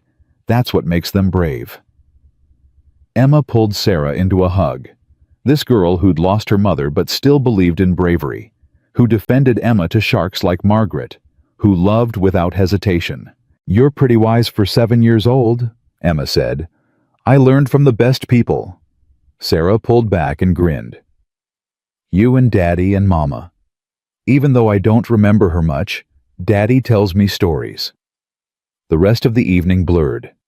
Emma met dozens of people whose names she'd never remember, made small talk that felt like walking through a minefield, endured more judgment, more curiosity, more barely veiled hostility from women who'd wanted James for themselves. But she survived. And when they finally left hours later, Emma felt like she'd climbed a mountain. Different from her literal mountain, but just as hard. In the truck on the way back to the cabin, Sarah fell asleep between them. James drove slowly, one hand on the wheel. "You did amazing tonight," he said quietly. "I wanted to run about 50 times. But you didn't. That's what matters. Margaret hates me. Margaret hates everyone. Don't take it personally." Emma laughed shakily. "Your world is exhausting." "I know. I'm sorry." "Don't apologize. I chose to come." She looked at him. "And I'm glad I did. Scared out of my mind, but glad." They pulled up to the cabin. James carried sleeping Sarah inside and laid her in the spare bed. When he came back out, Emma was standing on the porch, shoes off, dress sparkling in the moonlight. "Thank you," she said, "for tonight, for being patient with me." "Thank you for trying." He moved closer.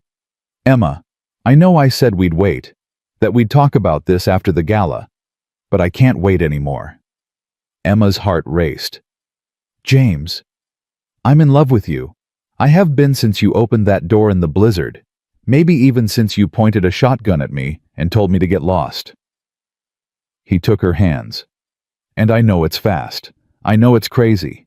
I know I'm asking you to take on a ready-made family and a world that's hostile and a life that's nothing like what you had. But I don't care. Because when I'm with you, I remember how to breathe. And I want that. I want you." Emma couldn't speak, couldn't process. Her mind was spinning. "You don't have to answer now," James continued. "Take your time. Think about it. Just know that I'm here, that I'm not going anywhere, that whatever you decide, I'll—" Emma kissed him, just leaned in and pressed her lips to his, cutting off his words. For a second, he froze, surprised. Then his arms came around her, and he kissed her back. It wasn't a perfect kiss. Emma was out of practice, and James was too eager. But it was real. It was them. Two broken people choosing to try again. When they finally broke apart, both breathing hard, Emma rested her forehead against his. "I love you too," she whispered. "I'm terrified. And I don't know if I can do this long term. And your world might eat me alive. But I love you, and I want to try." James pulled her closer. "That's all I'm asking. Just try." They stood like that for a long time, holding each other under the stars. Inside, Sarah slept peacefully. Above them, the mountain watched.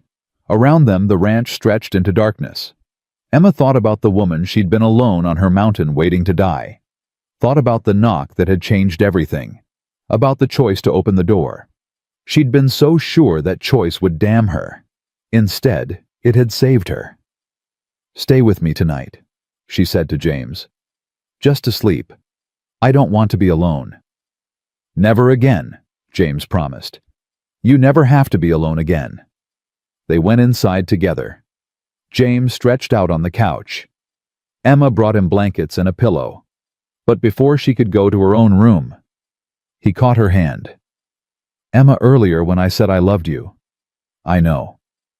"No, I don't think you do. I don't just love you. You've made me remember who I was before the empire, before the loss. You've given me my daughter back. You've given me myself back." His voice cracked. "So when I say I love you, I mean you saved my life. Just like Sarah said, you saved both of us. Emma's eyes burned with tears. You saved me too. I just didn't know I needed saving. She went to bed alone, but not lonely. For the first time in 3 years, Emma Hale fell asleep smiling. The next morning brought reality crashing back. Emma woke to shouting outside. She threw on clothes and ran to the porch to find James and Maria in a heated argument. You can't fire me for telling the truth, Maria was saying. I'm not firing you for telling the truth. I'm firing you for going behind my back. Someone had to warn her what she was walking into. That was my job. Emma stepped between them. What's going on? Maria looked at her with something like pity. Did you see the news this morning? What news? James's jaw was tight. There were photographers at the gala, society reporters. They got pictures of us dancing, posted them online. So now it's all over the internet. Millionaire rancher and his mysterious girlfriend. The poor widow living in his dead wife's cabin. They're calling you a gold digger. They're calling me a fool. James ran a hand through his hair.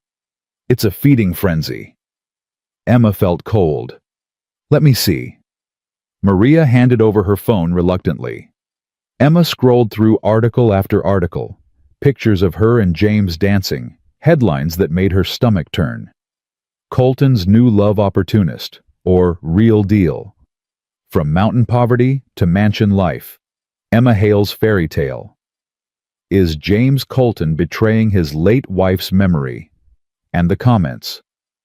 Thousands of comments all dissecting Emma's dress, her looks, her past. Calling her names. Accusing her of using Sarah to get to James. Saying she was poor white trash trying to marry up. Emma handed the phone back, hands shaking. I need to go. Emma? James started. I need to go back to my mountain. This was a mistake. Don't let them win. They already won. They always win. Emma's voice broke. I'm not strong enough for this, James. I'm not Anna. I can't smile through the judgment and the hatred and the... I don't want you to be Anna. I want you to be you. This is me, a poor widow who doesn't belong in your world. They see it. Why can't you... Sarah appeared in the doorway crying. Don't leave. Please don't leave. Emma's heart shattered. She knelt and pulled Sarah close. I'm not leaving you, sweetheart. I just need some time. That's what Mama said, when she went to the hospital the last time, that she just needed time, but she never came back. Emma closed her eyes against tears. That's different. Is it? Sarah pulled back, face streaked with tears. Everyone leaves. Mama left, and now you're leaving, and Daddy will be sad again. And it's all my fault. None of this is your fault. Yes, it is. I asked you to stay. I said I loved you. I made you come to the gala. Sarah was sobbing now. If I'd just left you alone, you'd still be happy on your mountain. James scooped up his daughter. Sarah, listen to me. This is not your fault. None of it. Emma's scared, and that's okay. We all get scared. But she's leaving. She's thinking. That's different. James looked at Emma over Sarah's head. His eyes held pain, but also understanding. Take the time you need. I'll be here. We'll both be here. Emma couldn't speak. She just nodded and watched James carry his crying daughter back toward the main house. Maria lingered. I'm sorry, Maria said quietly. I thought you should know what you were walking into, but I didn't think it would be this bad. It's fine. It's not fine, but it will be, if you're brave enough. Maria touched Emma's arm. Mrs. Anna faced worse than this. Society people hated her for marrying a poor ranch hand. They said terrible things, but she didn't run. She stayed and proved them all wrong. I'm not Anna, Emma said for the 100th time. No, but you're strong in your own way. You survived alone on a mountain. Surely you can survive some internet trolls. After Maria left, Emma went inside and looked at the bronze dress hanging in her closet. At Anna's jewelry on the dresser. at all the ways she'd been trying to fit into a dead woman's life. Maybe Maria and James and Sarah were wrong. Maybe she wasn't strong enough for this. Maybe some doors were meant to stay closed. Emma spent 3 days alone in the cabin, not answering James's calls or when Sarah knocked and begged to come in. She sat in the window seat where Anna used to read and stared at nothing, trying to figure out who she was and what she wanted. The internet had moved on to other scandals, but the damage was done. Emma had seen herself through their eyes, a desperate woman clinging to a rich man's coattails. And maybe they were right. Maybe she was using James and Sarah to fill the holes Thomas and her baby had left. On the 4th day, Maria showed up with groceries and refused to leave until Emma let her in. "You look terrible," Maria said bluntly, setting bags on the counter. "Thanks." "When's the last time you ate?" Emma couldn't remember. Maria started cooking without asking permission, moving around the cabin like she owned it. "Mr. James is miserable," Maria said while chopping vegetables. "Won't talk to anyone, just works 18-hour days like he did after Mrs. Anna died, and little Sarah cries herself to sleep every night asking for you." "Don't manipulate me." "I'm not manipulating. I'm telling you what your running away is doing to people who love you." Maria pointed the knife at Emma. "You want to go back to your mountain, fine, but don't pretend it's noble. Don't pretend you're doing it for them. You're doing it because you're scared." "Of course I'm scared. Did you see what they said about me? I saw strangers on the internet being cruel because that's what strangers do. But I also saw Mr. James looking at you like you hung the moon, and little Sarah defending you to society sharks, and you dancing in that bronze dress like you were exactly where you belonged." Maria stopped chopping. "Which version matters more, the strangers or the people who actually know you?" Emma didn't answer. Maria finished cooking and forced Emma to eat. After she left, Emma climbed into bed and slept for 14 hours straight. She woke to someone singing. Emma followed the sound outside and found Sarah on the porch, sitting cross-legged, singing a made-up song about mountains and angels and being brave. The girl's voice was pure and sweet and completely off-key. "Sarah." Emma's voice was rough from days of not talking. Sarah spun around, face lighting up. "Emma, you're awake." "How long have you been out here?" "A while. Daddy's at work, but I snuck away. Maria brought me." Sarah stood and twisted her hands nervously. "Are you still leaving?" Emma sat on the porch steps. "I don't know." "Can I tell you something?" "Always." Sarah sat beside her. "When Mama died, I stopped talking for 3 months. The doctors said it was trauma.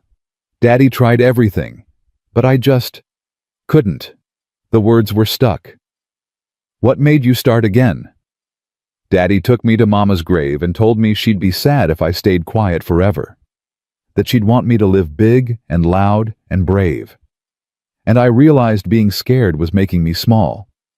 Making Mama's death mean I had to be small too." Sarah looked at Emma with those clear blue eyes. "You opened your door in a blizzard when you were scared. You came to the gala when you were scared. Don't stop being brave now, just because some mean people said mean things." Emma felt tears sliding down her face. "When did you get so wise?" "I learned from you, and Daddy, and Mama's memory." Sarah took Emma's hand. "Please don't go. I know you're not my mama. I know you're your own person. But I love you. And love is supposed to make us braver, not more scared." Emma pulled Sarah into her lap and held her tight. "I love you too. So much it terrifies me." "Being terrified means it matters." "Your dad says that too."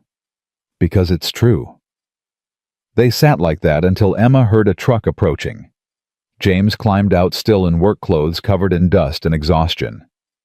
He stopped when he saw them on the porch. "Sarah, you were supposed to stay with Maria." "I know. But Emma needed me." James looked at Emma. "Did she?" "Yeah," Emma said quietly. "She did." Sarah wiggled out of Emma's lap. "I'm going to pick flowers. You two should talk."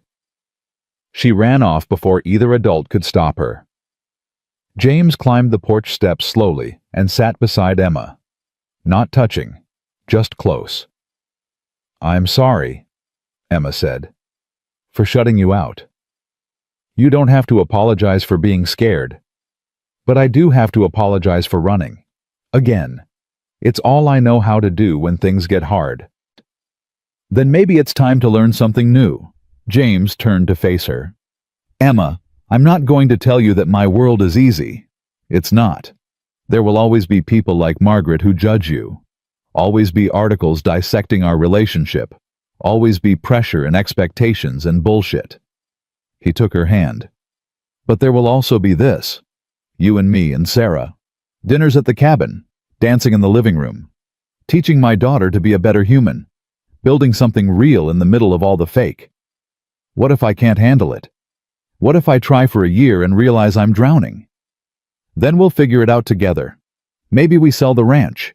Move somewhere smaller. Build a life that works for all of us instead of trying to fit you into mine." He squeezed her hand. "I don't need the empire, Emma.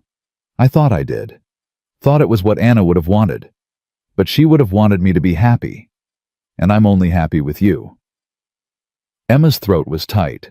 "You'd really sell the ranch? For you, for us, in a heartbeat. But it's everything you built."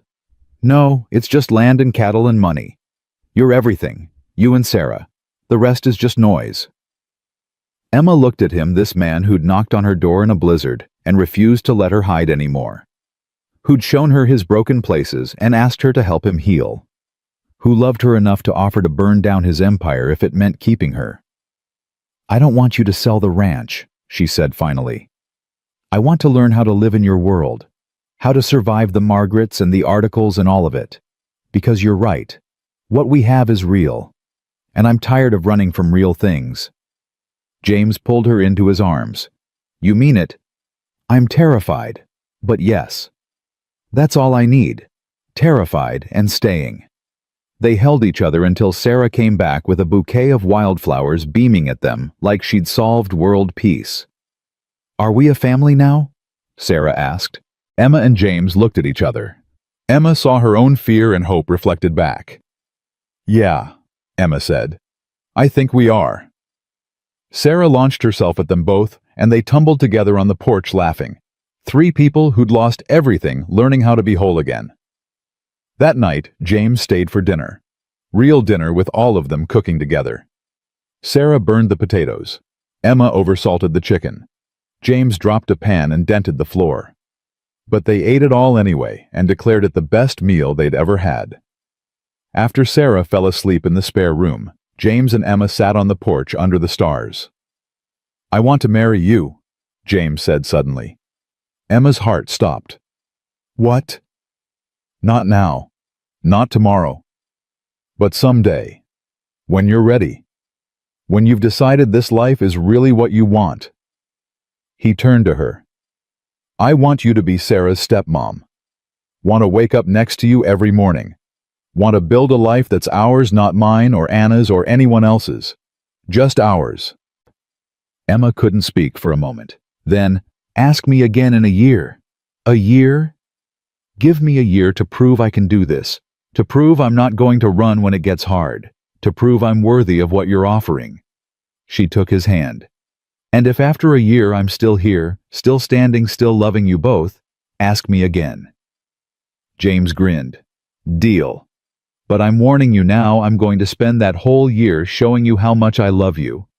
Making it impossible for you to leave. I'm counting on it." They kissed under the stars, slow and sweet and full of promise. When they finally broke apart, James rested his forehead against hers. "Thank you," he whispered, "for being brave enough to open the door. Thank you for knocking." The next morning, Emma woke to Sarah jumping on her bed again, but this time James was there too, laughing as his daughter used them both as trampolines. "This is what mornings will be like," James warned. 7-year-old alarm clocks are brutal. "I'll manage," Emma said, grabbing Sarah and tickling her until she shrieked. They made breakfast together properly this time, with actual edible results. After James had to go deal with ranch business, but Sarah stayed with Emma. "Can we work on the garden?" Sarah asked. Absolutely. They spent hours outside planting vegetables and flowers, getting dirt under their nails and sun on their faces. Sarah chattered about everything school friends she wanted to invite over chores she was actually doing now without complaint. "Daddy says you're going to stay forever," Sarah said while watering tomato plants. "I'm going to try." "But you're scared you'll mess up." Emma looked at this wise 7-year-old. "Yeah, I am. That's okay. Daddy messes up all the time. Last week he forgot my teacher conference, and he burned dinner 3 times. Sarah shrugged. "But he always says sorry and tries better. That's what families do." "You're right. That is what families do." That afternoon, Mariah showed up with fabric samples and paint chips. "What's all this?" Emma asked. "You can't live in a shrine forever," Maria said practically. "Mrs. Anna would want you to make this place yours. So pick some colors, choose some new curtains, make it home." Emma started to protest, then stopped. Maria was right. She couldn't build a life in Anna's shadow. She needed to make this cabin her own. They spent hours planning changes. Nothing drastic, just enough to shift the energy from memorial to home. Emma chose warm colors instead of Anna's cool ones. Picked sturdy fabrics instead of delicate ones. Made choices that reflected who she was instead of trying to be someone she wasn't. When James came back that evening, Emma was painting the kitchen wall a deep golden yellow. "You're redecorating," he said, surprised. "Maria's orders. Is that okay?" "It's more than okay. It's perfect." He grabbed a brush. "What can I do?" They painted together while Sarah supervised, pointing out missed spots and suggesting colors for other rooms. When they finally finished, covered in paint and exhausted, the cabin felt different, lighter, like it was finally ready to move forward. The next few weeks settled into a rhythm. Sarah visited every day after her tutoring. James came every evening for dinner. On weekends, they explored the ranch together, Emma learning all the places Anna had loved and finding new ones that were just hers. Emma started helping with ranch business, organizing the office that had been chaos, streamlining processes that didn't make sense. She had a head for numbers, it turned out. A practical approach that balanced James's big picture thinking. "You should be on the payroll," James said one night, watching her reorganize his filing system. "I don't want your money." "It's not my money. It's payment for work. There's a difference." Emma thought about it. About the rent she'd insisted on paying, but James had refused to accept. About pride and practicality. "Okay, but I want a real salary. Not some inflated amount because we're together." "Deal." By the time spring arrived, Emma had become part of the ranch's rhythm. The staff stopped whispering and started greeting her by name. Sarah's nannies asked Emma's opinion on scheduling and activities. Even Margaret, at a charity luncheon Emma forced herself to attend, gave a curt nod of acknowledgement. "You're doing it," James said one evening. They were on the porch watching the sunset behind the mountains. "You're surviving my world. Some days better than others. But you're here. That's what counts." Emma leaned into him. "Ask me again." "Ask you what?" "You know what." James pulled back to look at her. "It hasn't been a year. It's been 6 months. Close enough. Ask me." James slid off the porch swing and onto one knee. Emma's breath caught. "Emma Hale, you saved my life the night you opened your door. You gave me back my daughter. Gave me back myself. You're brave and stubborn, and you call me on my bullshit. And you make this ranch feel like home instead of just an empire." He pulled a ring from his pocket, simple gold with a single stone. "Will you marry me?" Emma looked at the ring, at James's hopeful face, at the cabin that was now hers, at the mountains beyond, at Sarah peeking out the window, barely containing her excitement. "Yes," Emma said. "Yes, I'll marry you." James slipped the ring on her finger and kissed her while Sarah exploded out of the cabin, screaming with joy. "I knew it! I knew you'd say yes!" They tumbled together, laughing and crying and holding each other. A family born from a blizzard, and a knock on the door, and the courage to say yes. The wedding was small. Just Sarah and Maria, and a few ranch hands who'd become friends. They held it at the cabin under the aspens that whispered in the wind. Emma wore a simple white dress she'd bought herself, no designer gowns, no pretending to be someone she wasn't. Sarah stood beside her as bridesmaid holding a bouquet of wildflowers. James wore his good suit, the one he saved for important meetings. His hands shook as he took Emma's. "I don't have fancy vows prepared," James said when it was time. "Just this, Emma, you taught me that bravery isn't about being fearless. It's about being scared and doing it anyway. You opened your door when you wanted to keep it closed. You came to the gala when you wanted to run. You stayed when leaving would have been easier. That's bravery. That's love. And I promise to be just as brave for you, every day, for the rest of our lives." Emma wiped tears from her face. "I didn't prepare anything either, but here's what I know, James. You knocked on my door when I'd given up on living. You and Sarah reminded me what it feels like to be part of something bigger than my own grief. You've been patient while I figured out how to be brave again, and I promise to keep being brave, to keep choosing us even on the hard days, to build a life with you that honors what we've lost while celebrating what we've found." They exchanged rings, Emma's simple band, now joined by James's own. When the minister pronounced them married, James kissed her like she was the most precious thing in the world. Sarah cheered. Maria cried. The ranch hands clapped. And Emma Hale became Emma Colton. The reception was just dinner on the cabin porch. Someone brought a guitar, and they sang off-key. Sarah taught Emma a dance she'd learned from her mother. James told stories about Anna that made everyone laugh instead of cry. "She would have liked you," Maria said to Emma during a quiet moment. "Mrs. Anna. She would have been glad Mr. James found someone real." "Thank you," Emma said, "for everything, for pushing me when I needed it. That's what family does." As the sun set and the party wound down, Emma and James stood at the edge of the porch watching the stars appear. "What are you thinking?" James asked. "I'm thinking about the woman I was 6 months ago, alone on a mountain, waiting to die, and how that woman wouldn't recognize the person I am now. Better or worse? Different, braver, more alive."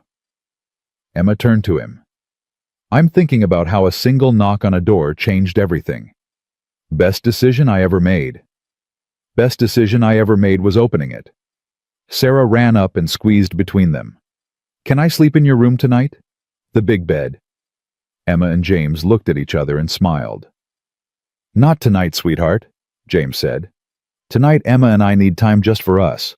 But tomorrow night, you can camp out on our floor if you want." "Really? Really?" Sarah hugged them both and ran off to tell Maria about the camping plan. "Our floor?" Emma asked.